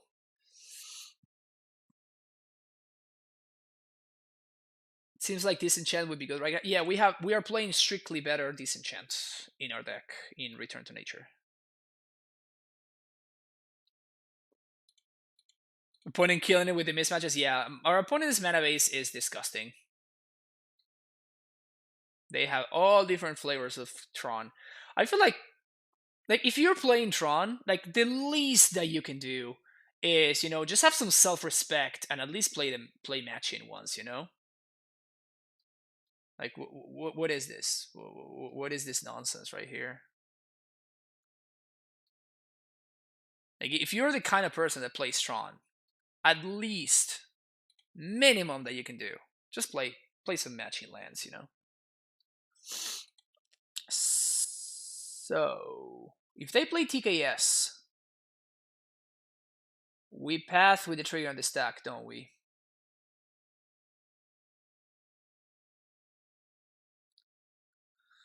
Wait, I feel like I have to force this. Like I know that I'm getting debated, but I feel like I have to force this. The good thing, however, is that we can draw this Force of Negation again if we want to.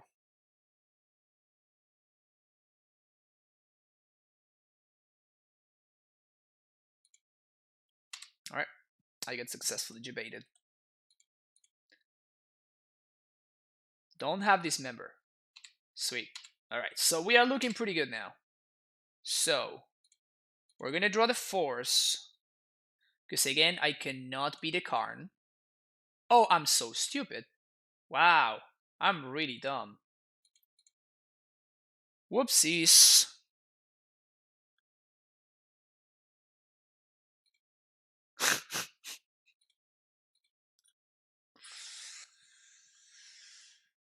This is getting out of control.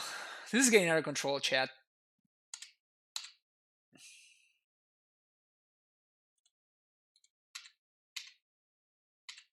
This is getting out of control.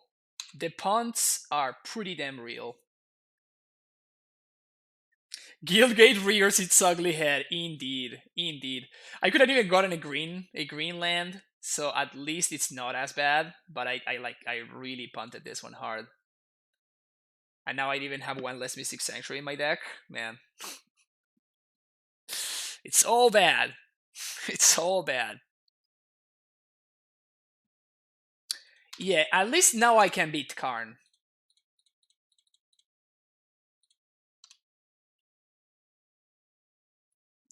All this dust would be a little bit annoying because it stops my clock.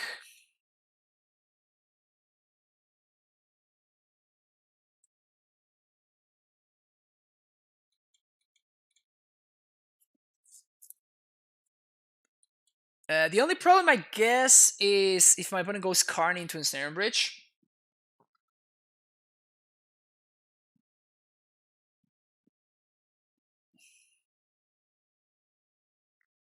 So yeah, so I guess the Karn into Ensnare Bridge is something to be concerned by.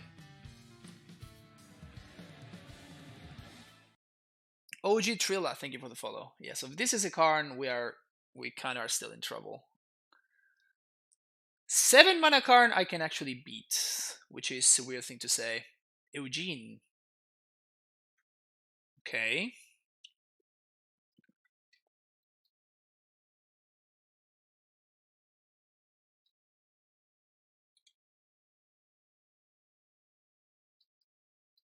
They're probably gonna plus here? Killing this Stoneforge? Plus making it 2-2, I mean. Mm-hmm.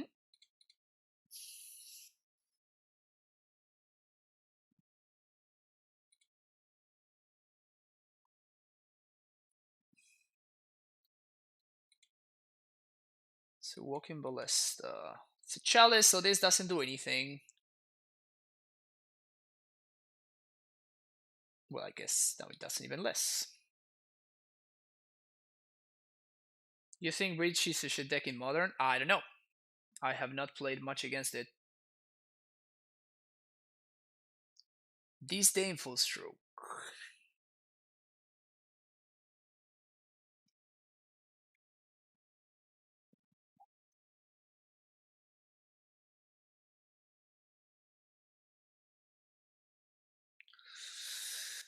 So my opponent has 8 mana.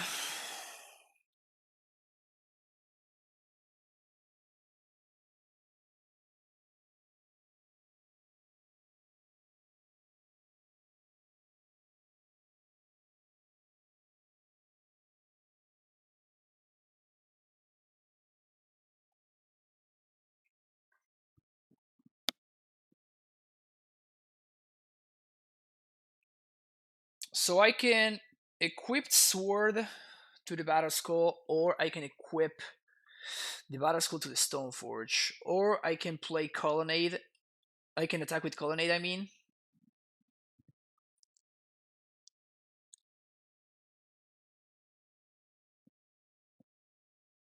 That's... No, I can equip to Germ.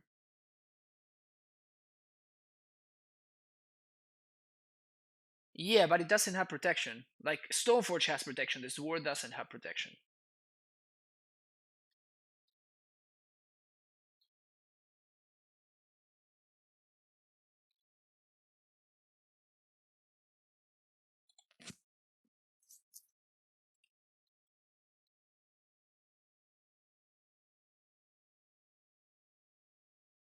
Yeah, I feel like I have to kill the Yugi. Now the question is, do I also attack with the Germ at the Yugi? I think I just have to dodge a draw step. And I guess I put back Force of Negation.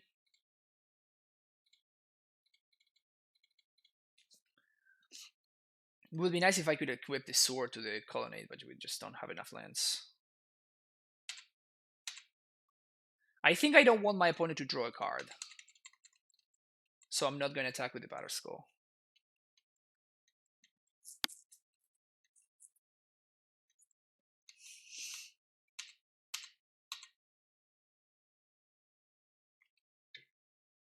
Force is pretty bad. We can't beat Karn, and we're going to be tapping out both turns because we have to spend both turns to kill the Yugi.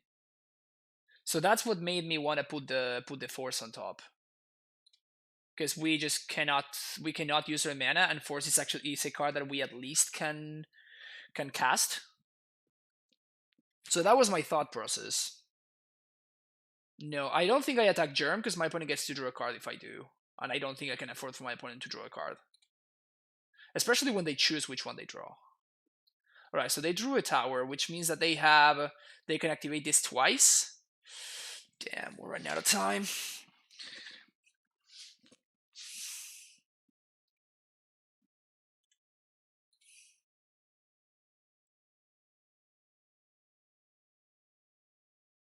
So we're gonna be minus tied up in the current. Yeah, so at least this turn we're gonna do this. Now we just need to clear this Ugin, otherwise we just lose. If we get to untap, we just need to draw an answer to this Walking Ballista.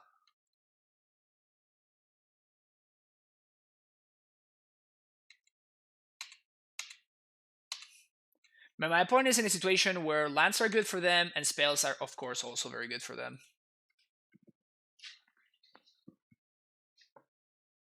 Because lands allow them to activate Ballista multiple times, while spells, well, are stuff that they can cast. So, obviously, it's good. Trying to draw land might be better. Maybe. Like, at this point, what I really want to see is... probably the best thing for me to see is the thing that destroys an artifact. Or... I guess even a Jace is not that good right now, because it just gets hosed by this Ballista.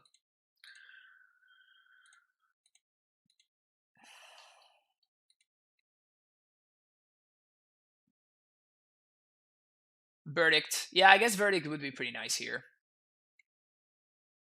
Verdict would be pretty solid. But we're getting to the point where this Ballista might start to get in there just because they can.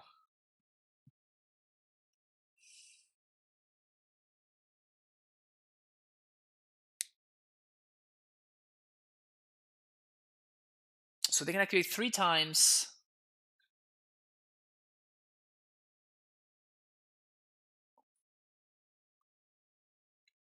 Okay, Matter Shapers, fine. 2 times, I guess they could only activate twice.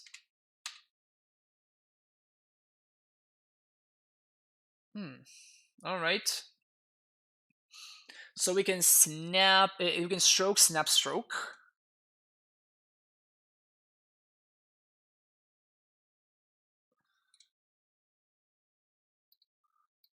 Do I want to equip here? I think I do.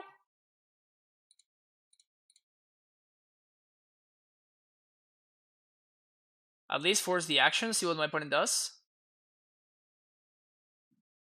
Okay.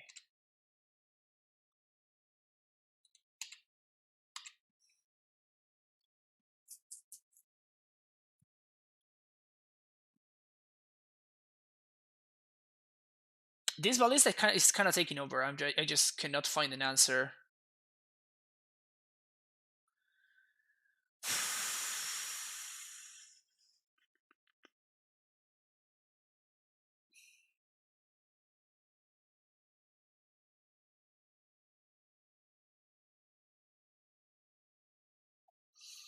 Trying to keep my life total high.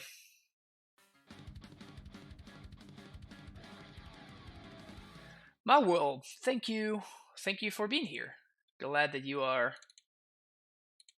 here to check out the stream. Welcome back to the Primetime Stronghold. Sure. So we trade there. They draw a bunch of cards. We gain some life.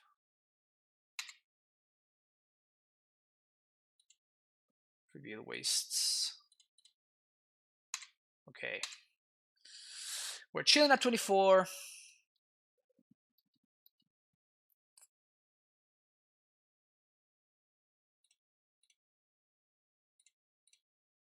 I'm just doing this to force the action of the ballista. Make it a little bit smaller. Yeah.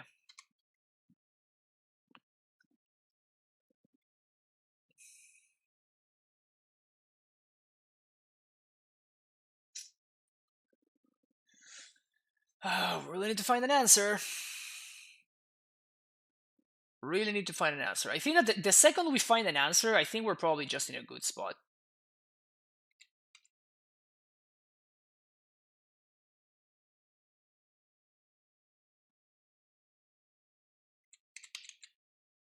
Verdict is probably our best draw, our best top deck here. We're holding up the stroke plus negation. Go squatter. Sure. 6, 7, 8, 1, 2, 3, 4. Okay, so they can activate Ballista 3 times now, which is pretty brutal.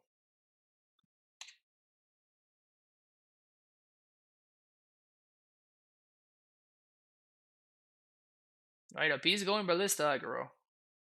So let's just find a return to nature. We find return to nature, we kind of just win the game. This is 9. Go down to 15. Virtual 10.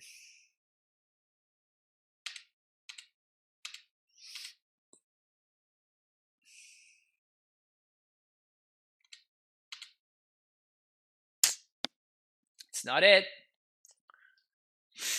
That's not it.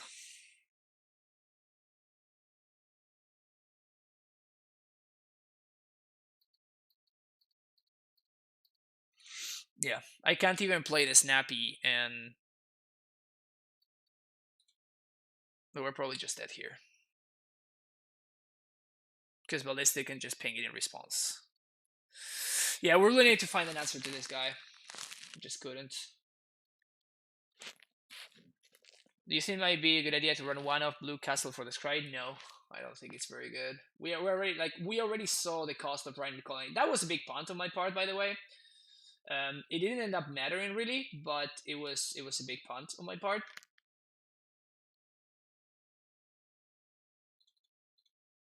Because any known islands that you play actually are very costly when you're trying to get Mystic Sanctuary in there.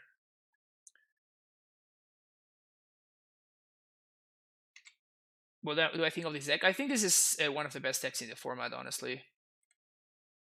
If my opponent goes for the Ballista activations, yeah, we're just going to lose here. It really sucks that I lost that. I think that game 2 we actually had a real shot still. We just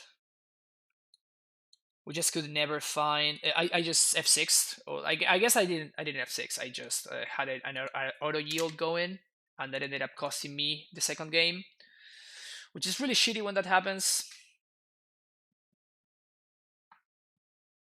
But whatever. Yeah, even up at that point, we had a bunch of really good draws. More stronger than Amulet? No, there's nothing stronger than Amulet right now.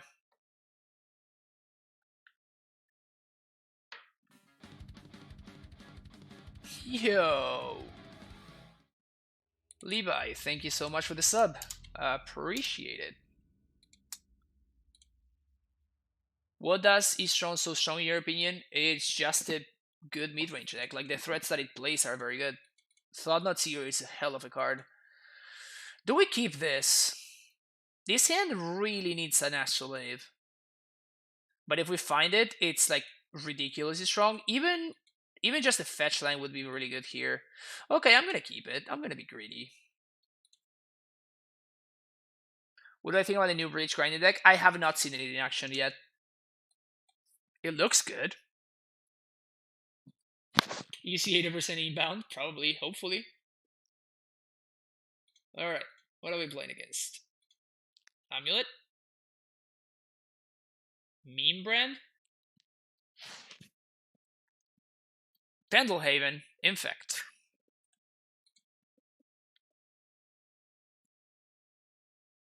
It's probably not a good hand against Infect. Fetch land. Off the top, fetch land. Well, if we do draw a fetch land, then this is going to be good. But we still need a fetch land.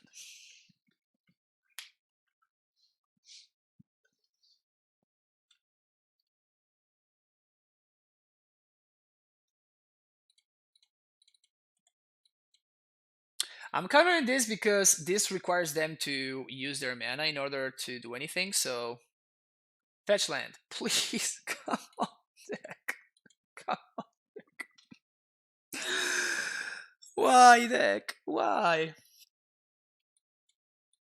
I kept a greedy hand, though.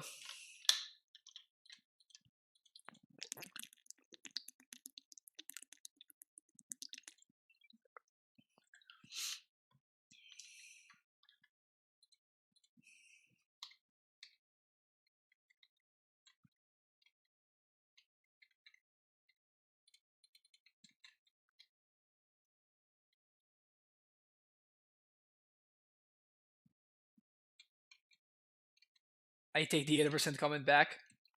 We still have good cyber options. Wait, do we? Gust is good, Dispute is good. And I guess Return to Nature?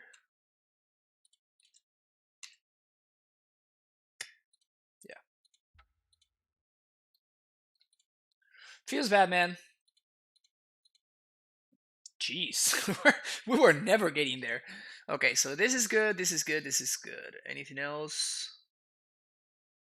Not really, I don't think. Maybe this.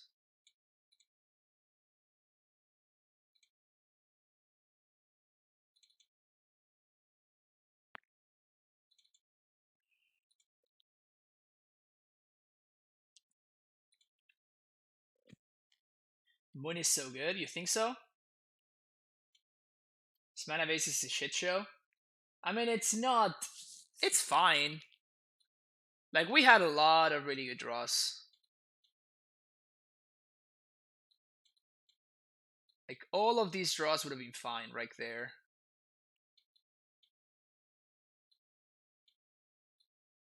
Like, we were much, much more likely. We already had 2 islands, so it was like 3, 4 that were bad draws, 5 that were bad draws, and all the other ones were good draws. Also counting these Astrolabes. So I don't think that we were that unlikely to get there. So this card sounds like the nuts. Stoneforge sounds not very good. In fact, I think I should just take out the entire Stoneforge package. And just go with something like this. The Stoneforge package seems very good, very bad. Maybe I could just like have the natural sword, which is the only good card. But then without Stoneforge, I don't have that many dudes to equip. So I think I just don't want it. And I just become a control deck with a lot of interaction.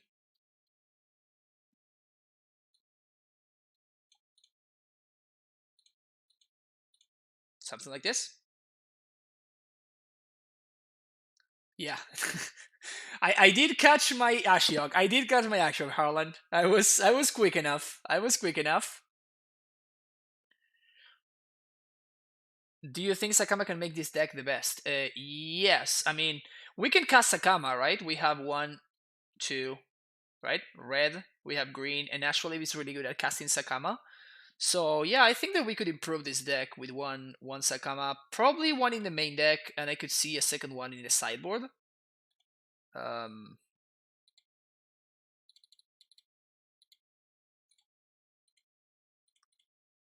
Sakapa. Well, now this hand is complete gasoline.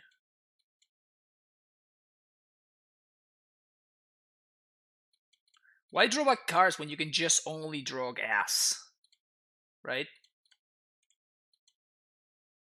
Look at this hand. Look at this hand. God damn, so good.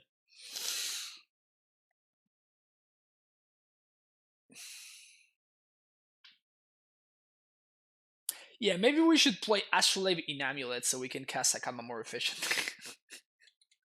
Oh man, the Sakama memes just like never, they just never stop.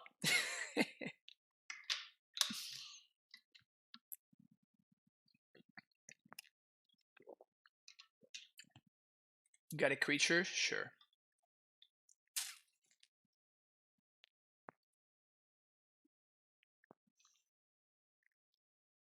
That is some good spice right there. I mean, yeah, sometimes you struggle with the mana with Amulet, right? So just like play Astrolabe, just fixes everything.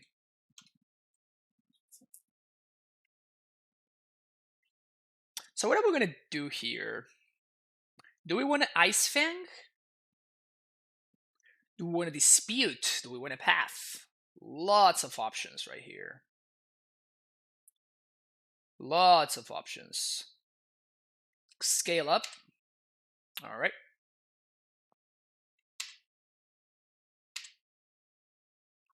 So I guess Snake it is. And I think we're gonna get a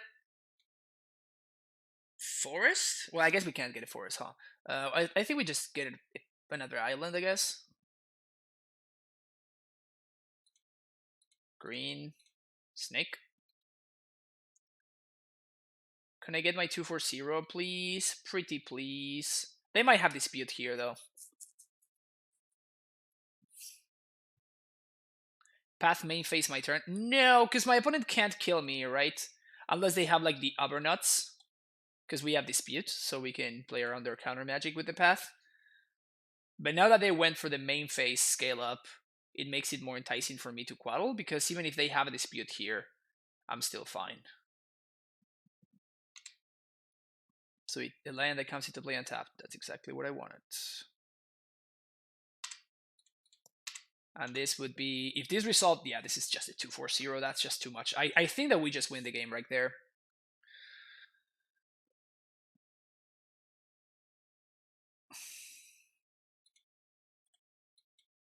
I'm not gonna play the fairy because it plays into Spell Pierce a little bit too obviously. So there's no reason for me to get got by Spell Pierce right there. Mystic Sanctuary with no value, but that's fine. Now we actually can do that because we have the dispute to play through my opponent's counter match. Oh, they just didn't have it. Sick. All right, this game is over now. I'm plussing there because I'm planning on next turn bouncing my own Astrolabe to draw 2. But I'm holding dispute for a blighted, for a potential blighted agent there. So we just do this. Replay this.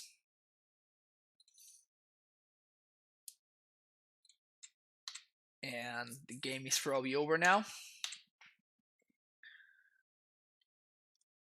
Because this card is unreasonable.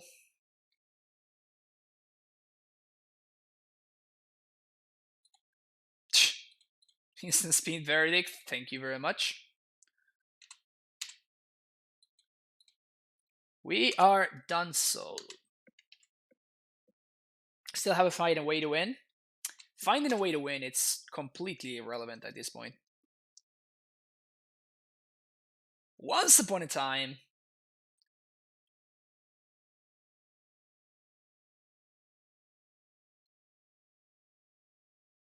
Sure. I guess that if I just counter all the threats, there's literally nothing that I'm afraid of, right? So that is effectively countering a threat. Uro. There we go. Easy.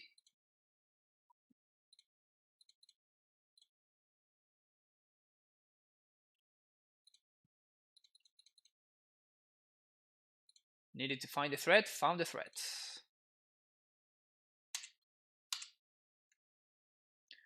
And I think I'm actually going to field right here. Well, my opponent snapped out. Get a basic forest. So they can't cantrip again.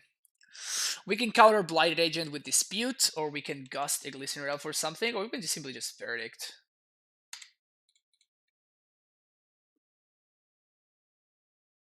Get a Breeding Pool. Opponent's going to clean up face. Yep. Over game is over. Green, green, blue, blue. 1, 2, 3, 4, 5. GG's. Just look at this hand. This hand is absurd. Well, technically, this is a 2020 card, right? So this is 2019 and 2020.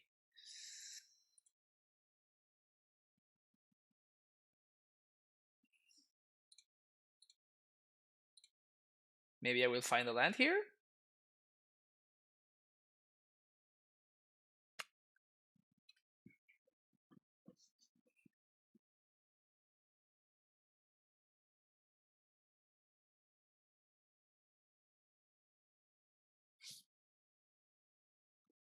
Land? I would love to not have to go to this card. That would be great.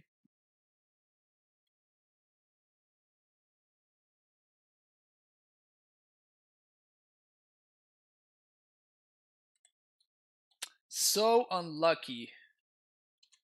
So unlucky.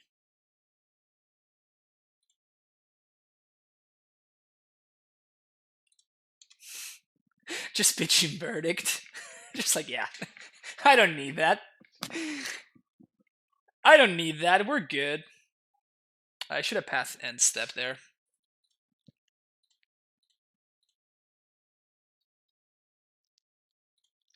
Pro green, you say? Pro green, I say.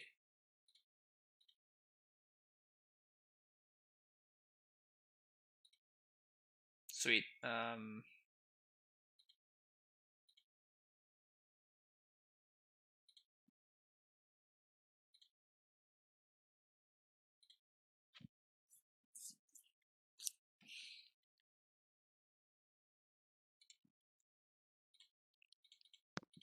Put this on top.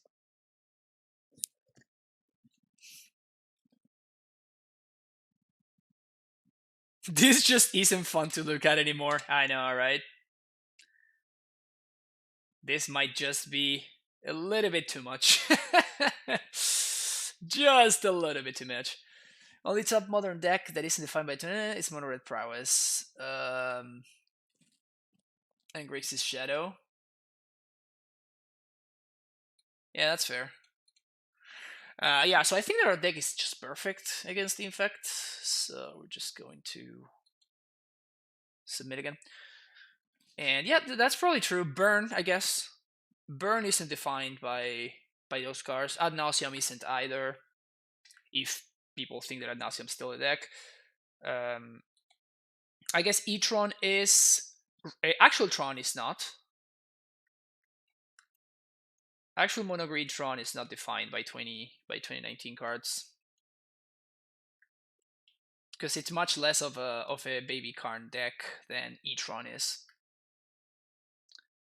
Yeah, but most mono green Trons are not running Karn the Great Creator. Because now that Mike's in Lattice is not a kill, it's not a lock, I mean, then like Karn has a lot of value for mono green Tron players, which makes sense, honestly. Ugh. How do we like this? I think oddly enough, I kind of like this. Am I crazy for wanting to keep this hand?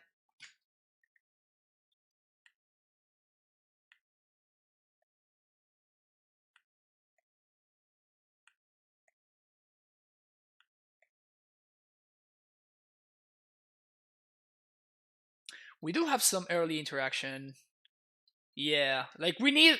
I would be very happy if we had like a path or something. I think this is just a bad hand.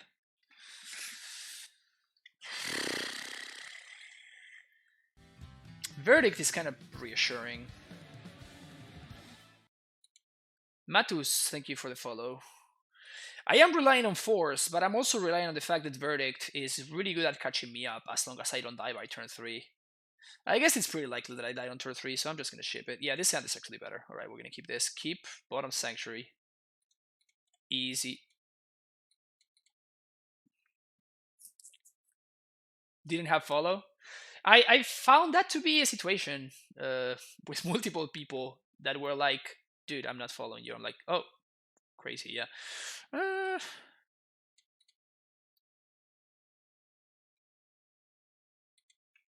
think I'm just gonna shock here. I really doubt that my opponent's gonna go for the Dried Arbor line, so this allows me to Blighted Agent, to kill a potential Blighted Agent here. Yeah, hashtag sequencing, opponent. Hashtag sequencing.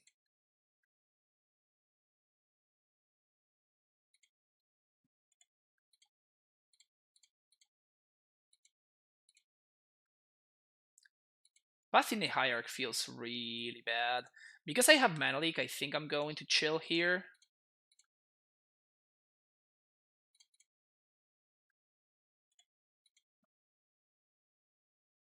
Inkmoth does dodge Verdict, that's true.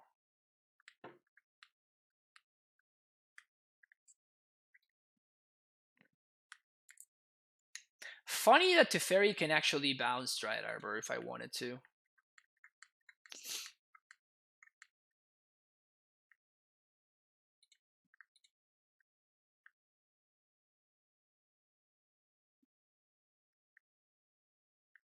We going for it?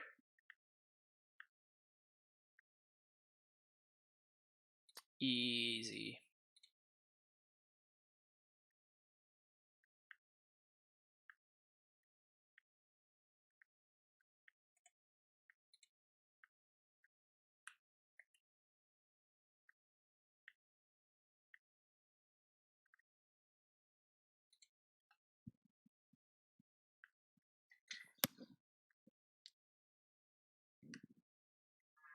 Hmm.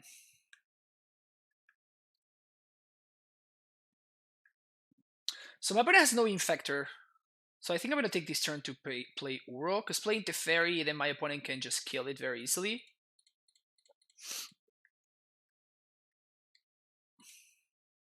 Yeah, I don't think that Teferi Plus is good enough value, honestly. I like this better. Yeah, this is so much better, actually. Now we play the island. Next turn, we can Mystic Sanctuary back the path, and then we play the fairy, and it's protected. So at that point, we're probably just done.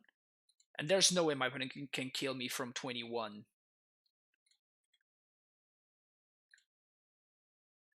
So yeah, I really like this. Really, really like this. Okay, so let's start here.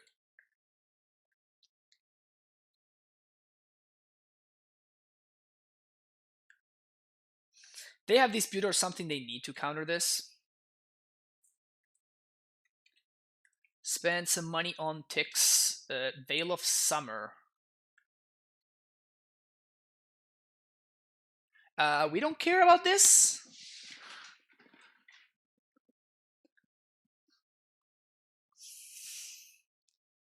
Either gust is cast against the effect. Wow, yes it is. Yes it is. I don't think we care about this, right? So they Veil, they draw a card, and I can't bounce this. But what I do is I fetch for Sanctuary. I first for Sanctuary put Path on top, minus on my Astrolabe, bounce. Replay Astrolabe, draw a card that way. Yeah, like that. Alright, so we're gonna let this resolve.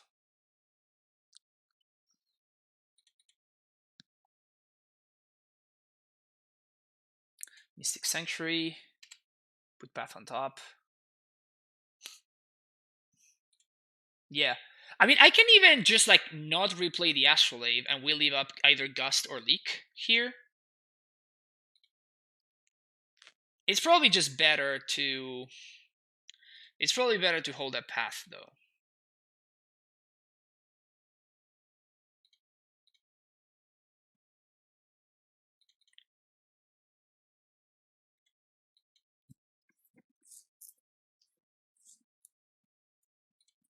So now my opponent is probably going to...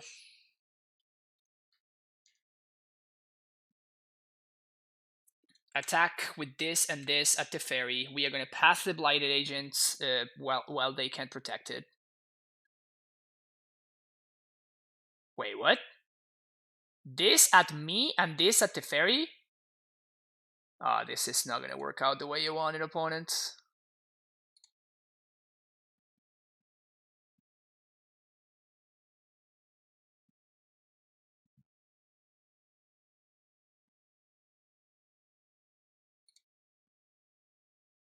So we're going to take one Infect here, but our Teferi lives. And as long as our Teferi lives, my opponent is in a lot of trouble. They should have attacked with both at Teferi. If they had attacked with... Maybe they just wanted to incentivize me to kill the Arbor instead of the Blighted Agent, but now the Teferi is alive. Like, this is so hard for them to beat. Second Blighted Agents, okay. Kind of just doesn't matter, though.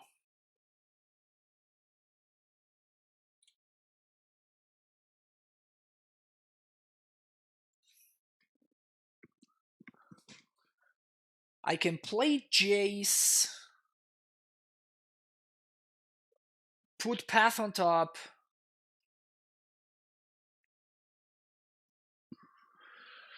play Jace, Path on top, draw Path off the Brainstorm,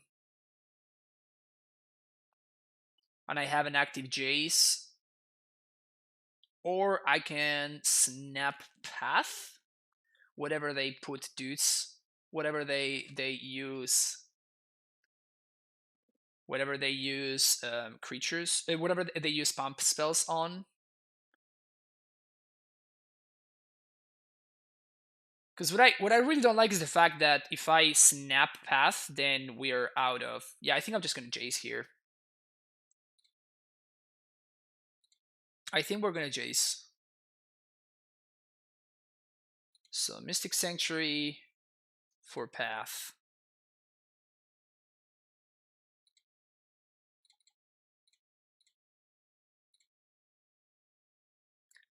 Jace Brainstorm.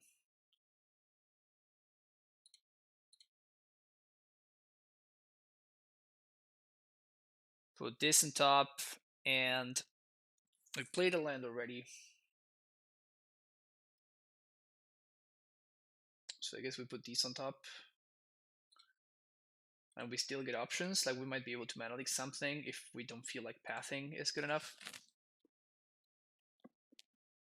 I do kind of want a green source too, but that's once I have Jace going, it's going to be much easier for me to get access to a green source, right?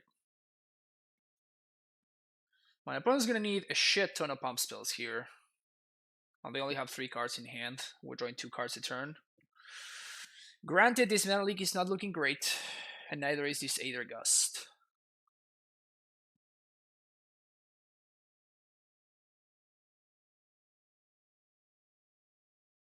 So we have to pass that one.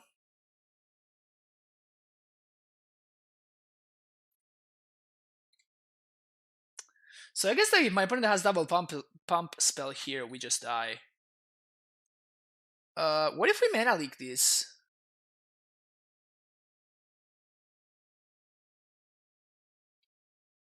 with our opponents having mismatched basics, I really don't know. I mean, I guess this is because they have 1 and 1. I have no idea what upside it has for them, but maybe they are playing gifts Infect, you know? um, okay, this is actually a very complicated turn right here. So we have a lot of options for these vines. Opponent has Field of the Dead confirmed, yeah. They're more than halfway there, that's for sure. So we can path. We can mana leak these vines,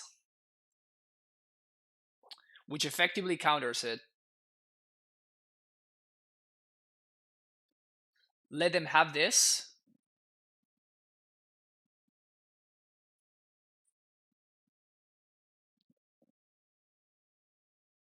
Just counter the first pump spell. Well, this is kicked, so this is +4/+4 already. That is the problem. Yeah, so I guess I actually have to path here.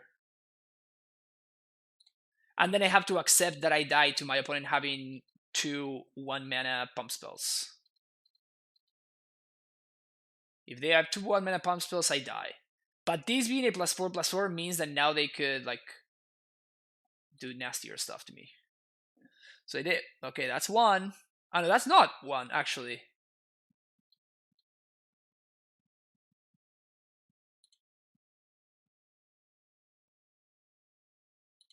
Alright, yeah, we're probably good here now. I wonder if my opponent's gonna kill the Jace or the Tef. Yeah, they're gonna kill the Jace. I'm pinged at the Fairy for 1. Yeah, this is probably over.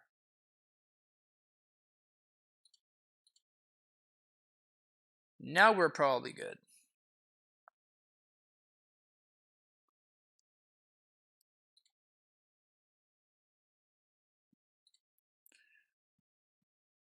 There is an Uro on top of our deck, which is not very good, though. So that part kind of sucks.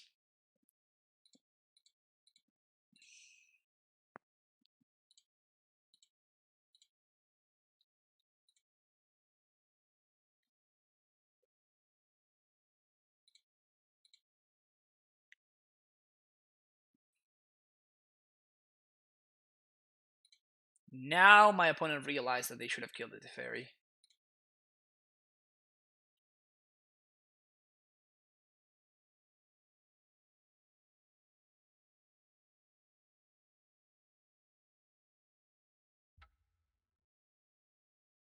Well, that's an early concession, but I'll take it. All right, 4-1. 4-1. As I said, this deck is pretty good. Even the match that I lost, I felt like I could have won pretty easily. But it felt pretty great. We beat Infect, we beat Tron, we beat